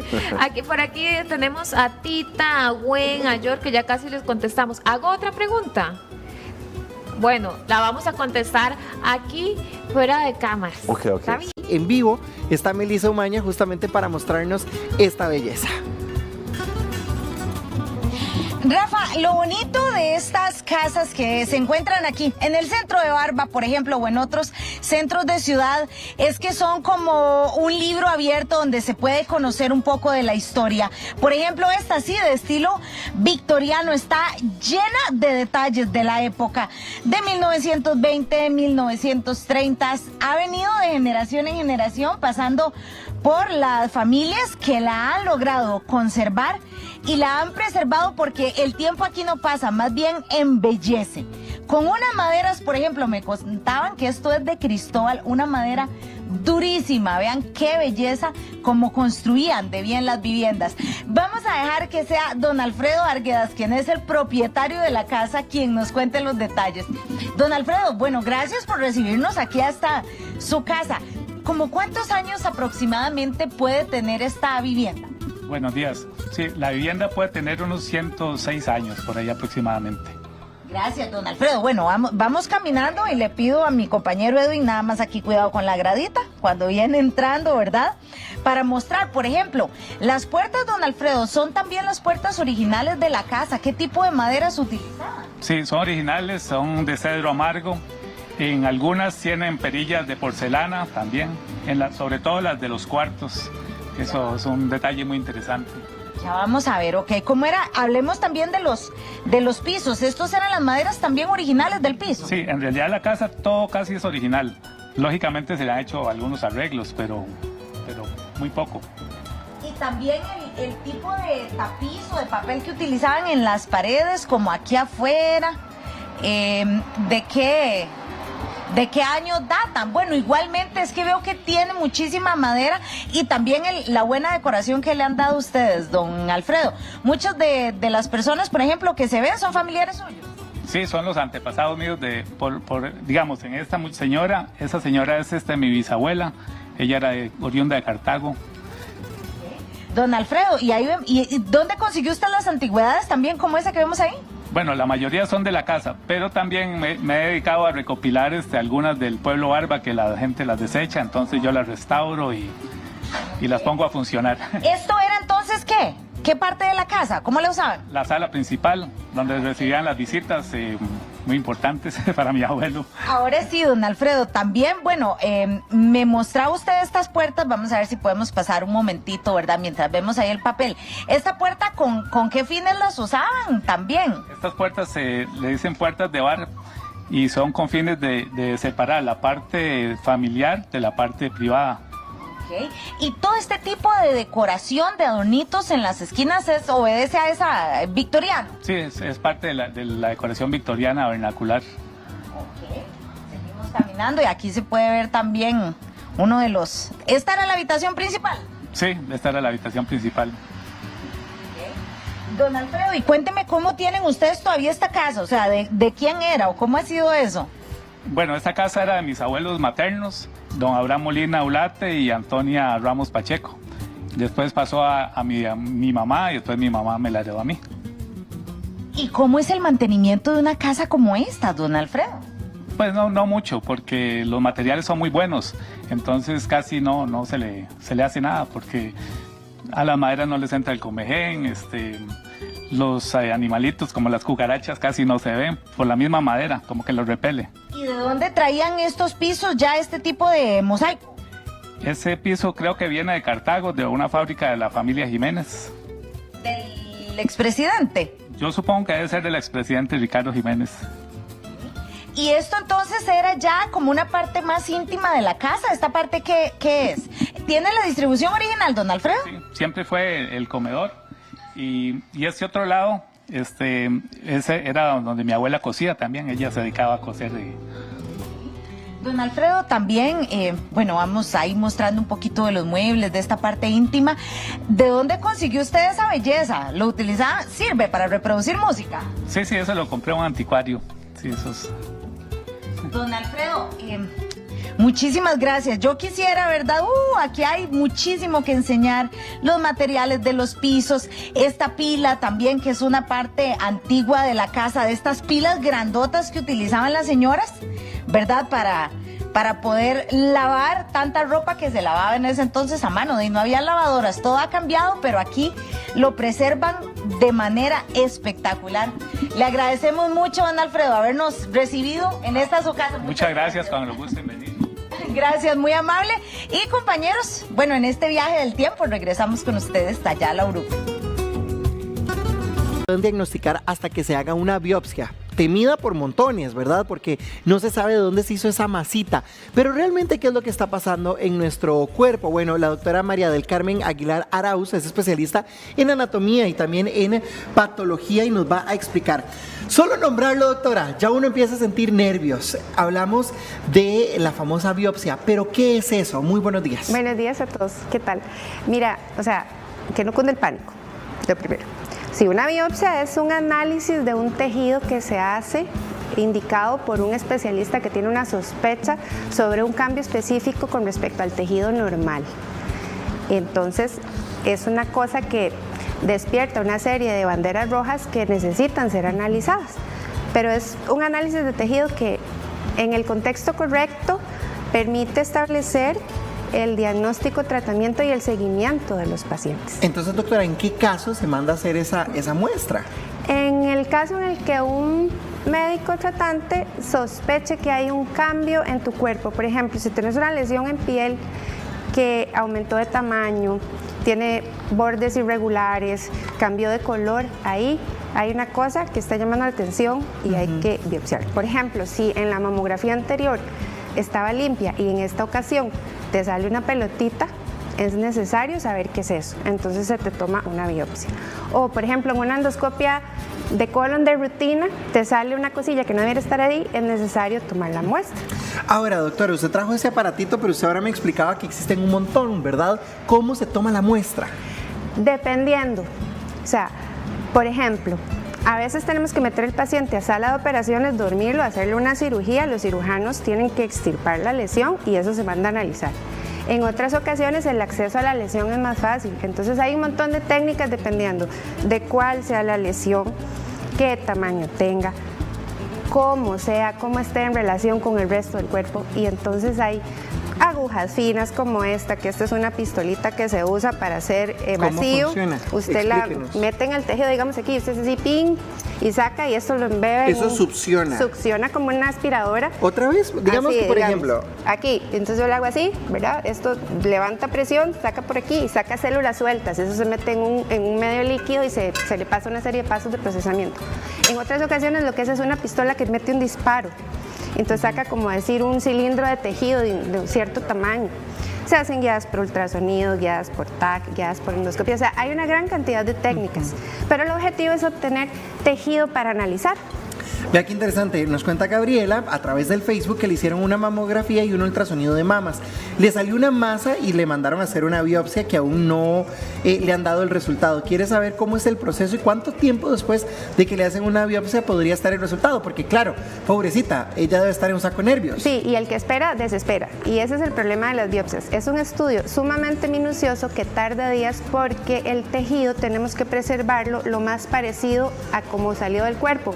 Y para poder obtener información de él hay que pasarlo por una serie de procesos de, digamos, que sean como para fijarlo y que esté preservado de la mejor forma posible y que conserve las características bioquímicas y genéticas para poderlo analizar.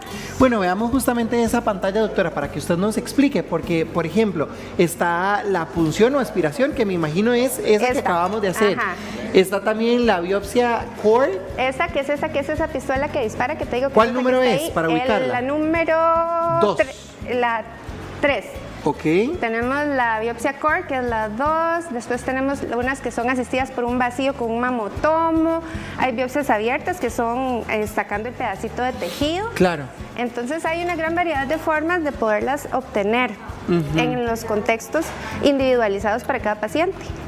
Ahora bien, doctora, por ejemplo, vemos que son los mismos aparatitos para el mismo mal.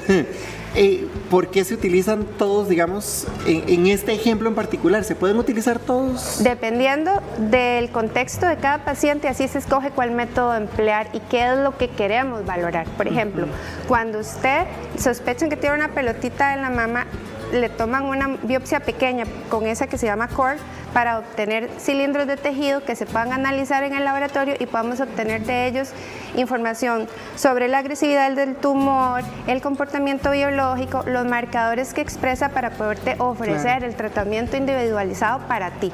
Ahora bien, vea lo que nos pregunta Ginger en el Facebook, que por qué hay biopsias en las que utilizan anestesia y en otras donde usted tiene que aguantar.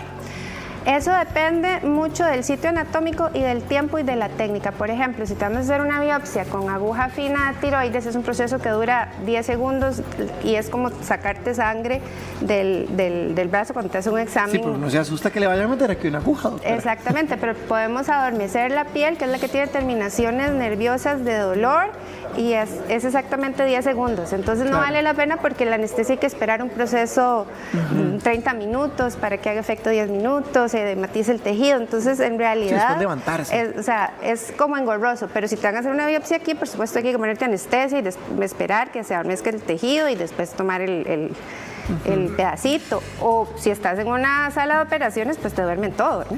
Doctora, después de que se toma la biopsia, ¿verdad?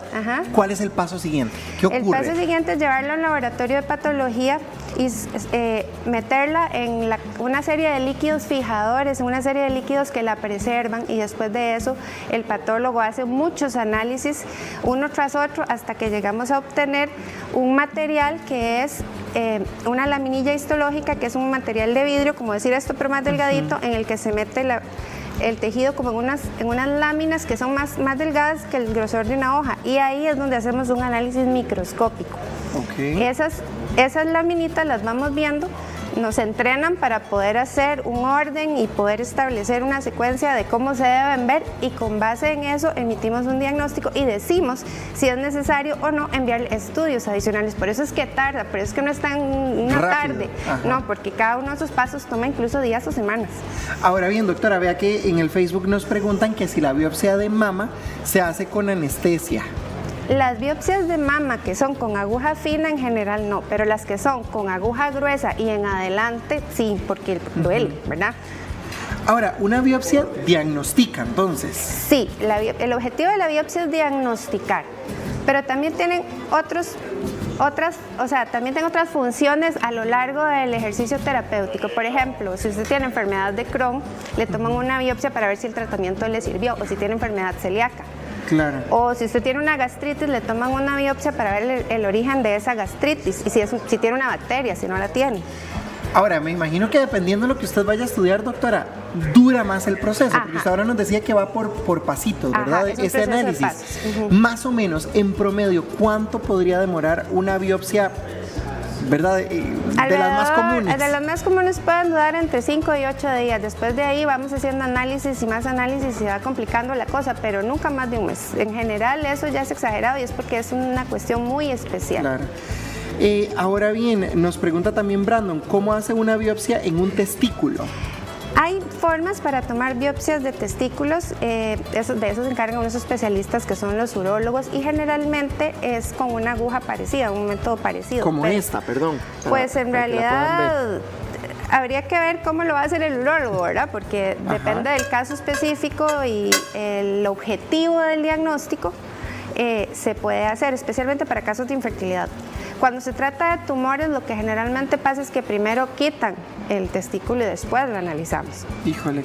Doctora, vamos a ver esta pantalla sobre un caso.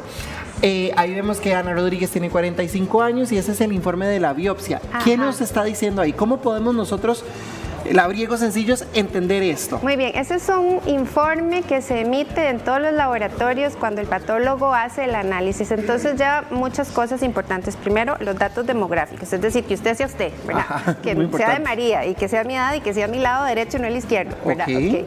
Después lleva un informe macroscópico que es cuando la pieza llega al laboratorio, el médico patólogo que está ahí la pesa, la mide, observa sus relaciones, ve qué tiene adentro, la secciona en partes y realiza un muestreo específico por área, que para eso nos entrenan, para poder obtener la mayor información. Claro. Después de eso hace un resumen de todos los hallazgos, después de los pasos estos que te digo, para que se convirtió microscópico, una vez que es microscópico y lo vemos en el microscopio, juntamos lo macroscópico, que es eso que te dije, el tamaño, el peso, cómo luce, con los hallazgos microscópicos que encontramos.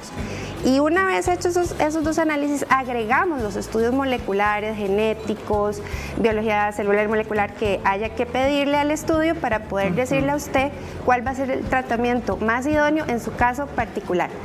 Porque puede ser que, por ejemplo, mi lesión sea sensible a hormonas, pero la suya no. A usted le puedo dar un tratamiento. Y a vosotros. Y a vosotros. Entonces, eso es lo que dice ese informe. Vea lo que nos pregunta Jenny. ¿Cómo hacen una biopsia en una colonoscopía? ¿Ponen anestesia? ¿Cómo es el proceso? ¿Verdad? Que yo creo que todo el mundo le genera nervios cuando se dice que se va a hacer una biopsia. Sí, o sea, cuando uno le hacen una biopsia con un estudio endoscópico, meten un palito que es un aparato flexible, como una manguerita flexible que tiene un visor y tiene una cucharita. Entonces el especialista en gastroenterología ve la zona sospechosa y ahí toma como mordisquitos, como con un alicate chiquitito, y eso lo pasa al laboratorio de patología.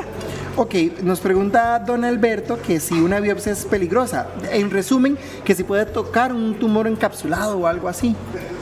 Vamos a ver, todo procedimiento médico pues tiene algún tipo de riesgo. Claro. Sí, en efecto, puede ser que si te tomamos una con esto, pues que en 20 años nunca me ha pasado, gracias a Dios, si no tenemos las medidas de limpieza y de pulcritud necesarias, se te pueda meter una bacteria y te dé una infección o se te haga un hematoma. Igual en una sala de operaciones, si te están tomando una biopsia abierta, pueden pasar muchas cosas, pero en general el sistema de salud trata de hacerlo de la manera más segura e idónea posible para que esas cosas no pasen. Claro. Dice Alejandra que si una biopsia Trucut, ¿cómo es?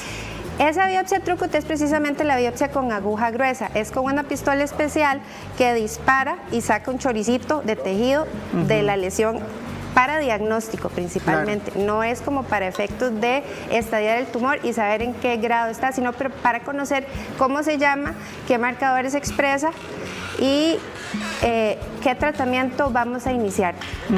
Pero es como un disparo y sí la hacen abiertita, rápida y es como con anestesia local.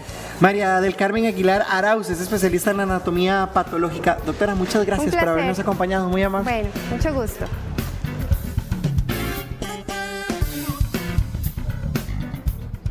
Hay palabras que hieren, palabras que las personas dicen y tal vez usted se queda como con ese cargo de conciencia. ¿Será que lo habré tratado muy mal a esta persona? ¿Le habré dicho cosas que lo hieren? Bueno, puede ser que sí. Hay palabras que inclusive hieren durante años y toda una vida si no se trata a tiempo.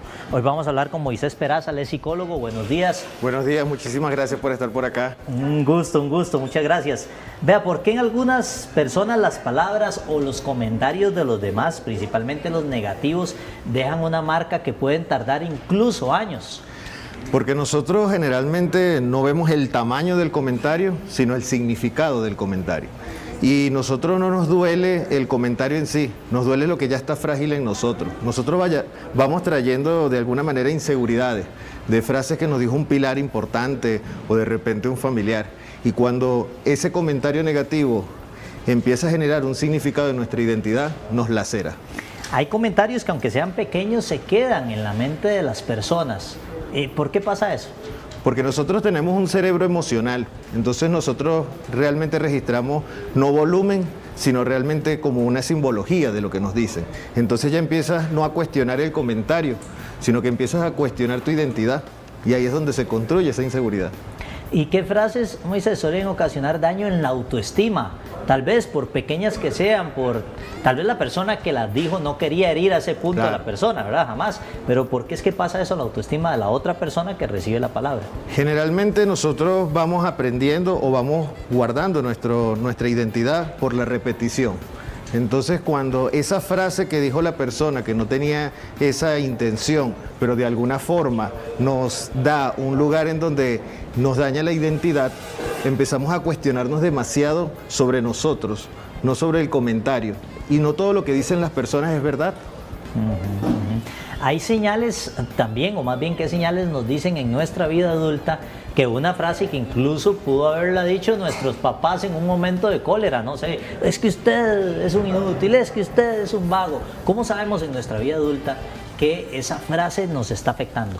Y ahí cuando usted ve a una persona que de repente está pidiendo permiso para existir, ¿verdad? Ahí ya usted está viendo ya una señal. Cuando la persona de repente responde siempre de forma defensiva, cuando la persona de repente se irrita con rapidez, cuando pide mucho reconocimiento, todas esas son alertas de que la persona, imagínense que nosotros somos un vaso y el vaso tiene una ruptura. Nosotros podemos ir llenando el vaso con ejercicio, con trabajo, con diferentes sociedades y diferentes cosas, pero se va a seguir botando. Tenemos que lograr identificar esa frase, esa creencia que nos hace daño. ¿Cómo surgen esas inseguridades internas? Esas inseguridades internas es cuando se da una fragmentación de la autoestima, y eso quiere decir por carencia de límites. Entonces desde ahí se crean. ¿Y cuál es la diferencia entre una crítica constructiva y un comentario que realmente hiere? ¿Y cómo lo tiene que tomar uno para verlo así? La crítica generalmente va directa hacia lo que es la conducta y el comentario generalmente va directo hacia desahogar una frustración. A veces nosotros tenemos que, y eso es como una recomendación, cuando decimos te quiero dar una crítica constructiva, generalmente sucede que los oídos se cierran. Pero cuando yo le digo a usted, vea, le voy a dar una crítica constructiva, usted dice, de ahí sí, está bien. Pero después cuando yo llego le digo, le quiero dar un consejo. Usted, bueno, de ahí se entra como más suave, ¿verdad? Ajá. Sí, usted de inmediato, bueno, claro, y hasta le pone atención. Así es. Ok, tal vez cambie entonces hasta en el sentido de cómo lo dice la persona. Si cambiamos la forma, generalmente tenemos mucha mayor facilidad de poder recibir. Es muy importante tener una escucha activa para poder nosotros defender o cuidar nuestra autoestima. A veces la persona intenta hacerse la fuerte, ¿verdad? La persona fuerte, usted lo ve, usted sabe que eso le dolió, pero usted no lo manifiesta. ¿Qué puede pasar en esa persona si no lo manifiesta, si no dice? Una persona que la fortaleza generalmente busca un mecanismo de defensa que se le llama anestesia emocional. Entonces usted dice, no, no me pasa nada, no me pasa nada, no me pasa nada, pero se está anestesiando. A la final esa represión queda ahí y usted termina somatizando y ahí los ve, ¿verdad? Irritables o de repente ansiosos o de repente distrayéndose con algo, pero lo que está es somatizando el dolor, ¿ves? ¿Y qué pasos podemos tomar o puede tomar la persona, ¿verdad?, que está siendo víctima de ese tipo de palabras o que tiene ese recuerdo ahí para comenzar a trabajarlo? Bueno, lo primero es que tenemos que identificar la frase, como le decía del vaso, que es donde tenemos la ruptura, ¿verdad?, de ese pilar que conocimos. Después debemos cuestionarla y cuestionarla desde la pregunta, o sea, ¿qué pregunta nos hicieron? Y realmente no cuestionarlo desde la identidad. Y por último, reemplazar esa frase. Eso se trabaja mucho en terapia para que se logre generar lo que es la parte de la identidad, una identidad sólida. ¿Qué papel juegan los límites y esa comunicación asertiva? Sobre todo cuando usted tiene que hablarle, no sé, se me ocurre que a su hijo, a un familiar, a una persona que trabaje con usted.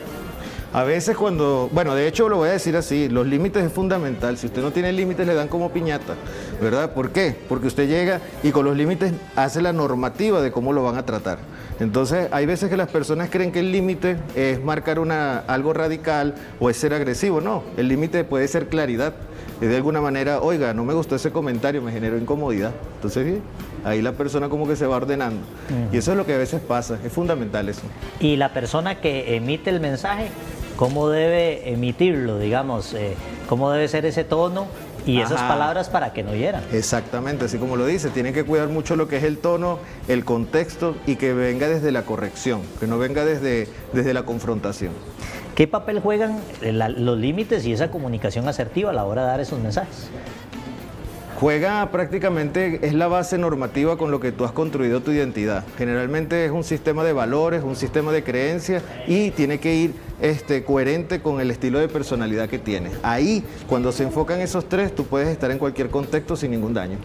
Moisés Peraza, le damos las gracias por haber venido a compartir estos consejos, ¿oyó? Excelente. Muchísimas gracias. Maricris. Gracias, Diego. Vamos a conversar acerca de las famosas habilidades blandas. Son esas diferentes capacidades que tienen las personas, ya sea para comunicar, para poder tener un buen manejo emocional, el liderazgo. Todos son importantes para poder desempeñarse en el trabajo. Y sí, cuando usted va y muestra el currículum, no es como un doctorado que va a brillar, pero sin duda le va a ayudar a hacer muy bien su trabajo y a durar. Está con nosotros Jorge Torres, él es empresario y también es coach de liderazgo. Bienvenido, ¿cómo está? Gracias, muy bien, gracias a Dios, súper bien. Qué dicha. Vea, primero que nada, ¿qué son las habilidades blandas y cómo influyen en el crecimiento profesional? Claro. Bueno, las habilidades blandas realmente no vienen en un título, eso es bien importante comprenderlo. Ellos son competencias que se van aprendiendo en el camino y genuinamente son esas habilidades que de alguna manera se van entrenando con la vida, pero la vida consciente. No nos han entrenado en la universidad para esto. ¿Cómo se aprenden? Se aprenden con lectura, se aprenden con coaching, se aprenden con mentoría, se aprenden exponiéndose a espacios que funcionen para esto y nos den conciencia de ellas. ¿Y cuáles podrían ser ejemplos? Sí, liderazgo consciente, por ejemplo, resolución de conflictos, adaptabilidad, la gestión del estrés, ¿verdad? Gestión de la frustración, todo esto son habilidades blandas que son muy necesarias en las empresas y que realmente no son tan conocidas a veces. Ok. ¿Por qué muchas empresas últimamente están valorando más las habilidades blandas que las técnicas? Bueno, claramente hay algo importante acá y es que la inteligencia artificial hoy por hoy está reemplazando puestos, ¿verdad? Hay muchas cosas que la hace la parte técnica y también algunas de analítica, pero todo lo que tiene que ver con habilidades blandas, eso es algo que viene desde el ser, como la conexión, aprender a conectar con otras personas, aprender a hacer esa sensibilidad del ser humano. Entonces, genuinamente, hoy por hoy las empresas prefieren a una persona con muy buena actitud y disposición que a un experto difícil de manejar, eso es clarísimo. Sí. En un proceso de contratación, ¿cómo esa persona en recursos humanos o esa persona que va a contratar a los empleados se puede dar cuenta si a quien está entrevistando si tiene esas habilidades blandas? Claro, es que en la entrevista vos sabés que ahí no se da cuenta realmente cuánto sabe la persona, sino cuál es la percepción que da. Entonces su lenguaje corporal, por ejemplo.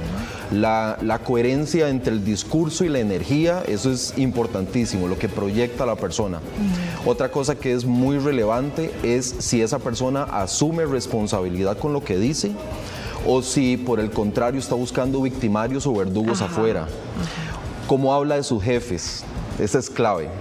¿Cómo habla? Hay gente que llega a las entrevistas y viene hablando mal de sus jefes. Quejándose. Entonces, claramente... Eso es tan sospechoso como un novio que hable mal de la ex. Totalmente de acuerdo. Todas eran malas, menos él. Sí.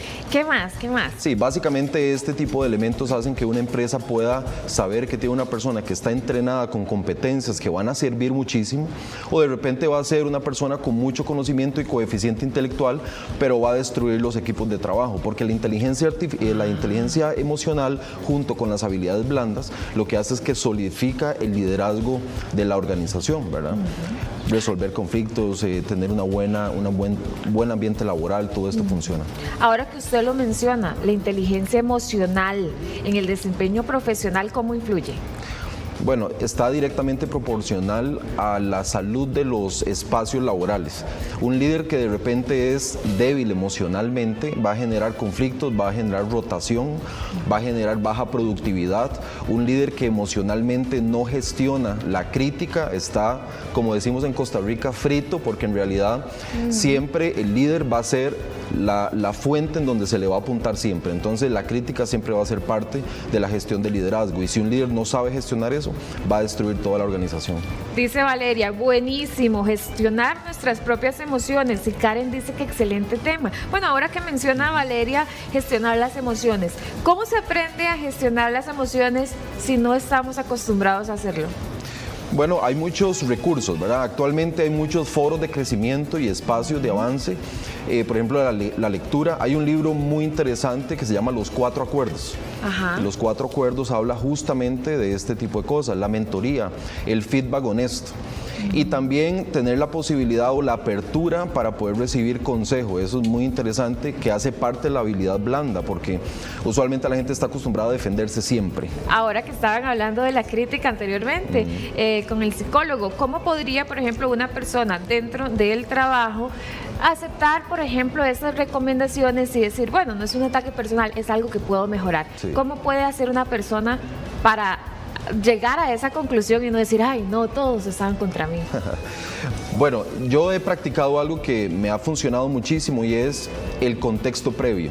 El contexto previo es enseñar al departamento o al equipo de trabajo algunos elementos, principios y valores que tienen que ver con liderazgo, para que prepare el terreno, para que la gente se disponga a recibir feedback, y más bien lo quieran recibir, porque a ninguno, desde niños nos han enseñado de que no es bueno que nos digan las cosas en donde estamos fallando. Siempre queremos que nos digan en qué estamos sobresaliendo, y eso no funciona tan bien cuando se quiere crecer como persona.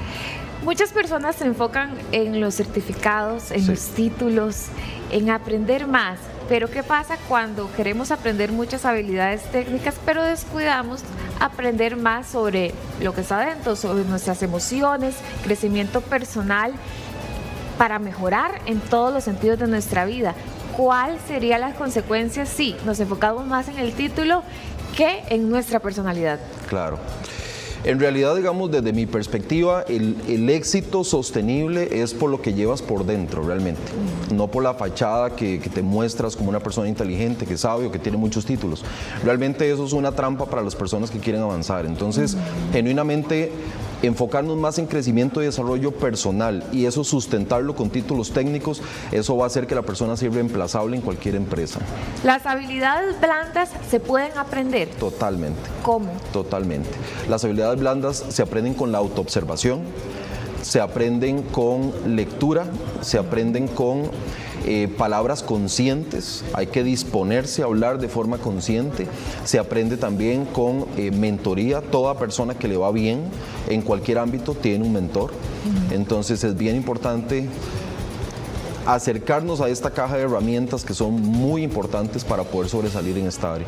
Alguien que quiere mejorar esas habilidades blandas, ¿por dónde puede empezar? O sea, ¿por dónde arranca? Porque ya dijimos, bueno, libros, puede ser que un mentor, pero ¿por dónde arranca? ¿Cuál sería el inicio? Sí, vea, algo que es tan importante, suena más fácil decirlo que hacerlo, pero el hecho de escuchar más sin intentar defenderse, eso es re clave.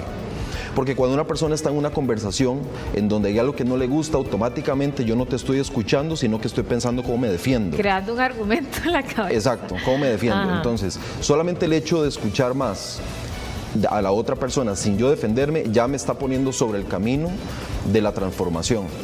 Por otro lado, el hecho de que yo también alimente mi mente con información valiosa, tanto en liderazgo como psicología humana, eso me va a dar muchos argumentos potentes para que yo pueda entender elementos importantes, como por ejemplo, la gente prefiere quedarse con la razón y no con la relación, ¿verdad? Entonces, este tipo de elementos hace que en las empresas, si tenemos líderes que son conscientes, inteligentes, saben de esta información, van a cuidar los departamentos. La gente se siente bien con un líder inclusivo. ¿Cuáles son las 3 recomendaciones que usted le daría a una persona clave para poder construir un perfil laboral que sea rico en habilidades blandas? Bueno, una persona que cuando tiene miedo a hablar en público, levante la mano y diga, yo quiero dar el discurso, por ejemplo. Porque la capacidad de comunicación efectiva, eso abre puertas impresionantemente, ¿verdad? Eso es lo primero. Lo segundo es que haga el trabajo interno tras bambalinas, cuando nadie te ve. La gente no le gusta estudiar, no le gusta leer, no le gusta meterse información valiosa, entonces ese trabajo se ve allá afuera y se premia muy grande allá afuera, pero has hecho el trabajo de previo. Y tercero, y no menos importante, que para mí es relevante, es tener un mentor. Eso acelera caminos, mejora los recursos y eso te abre puertas increíblemente. 100%. Muchas gracias. Muy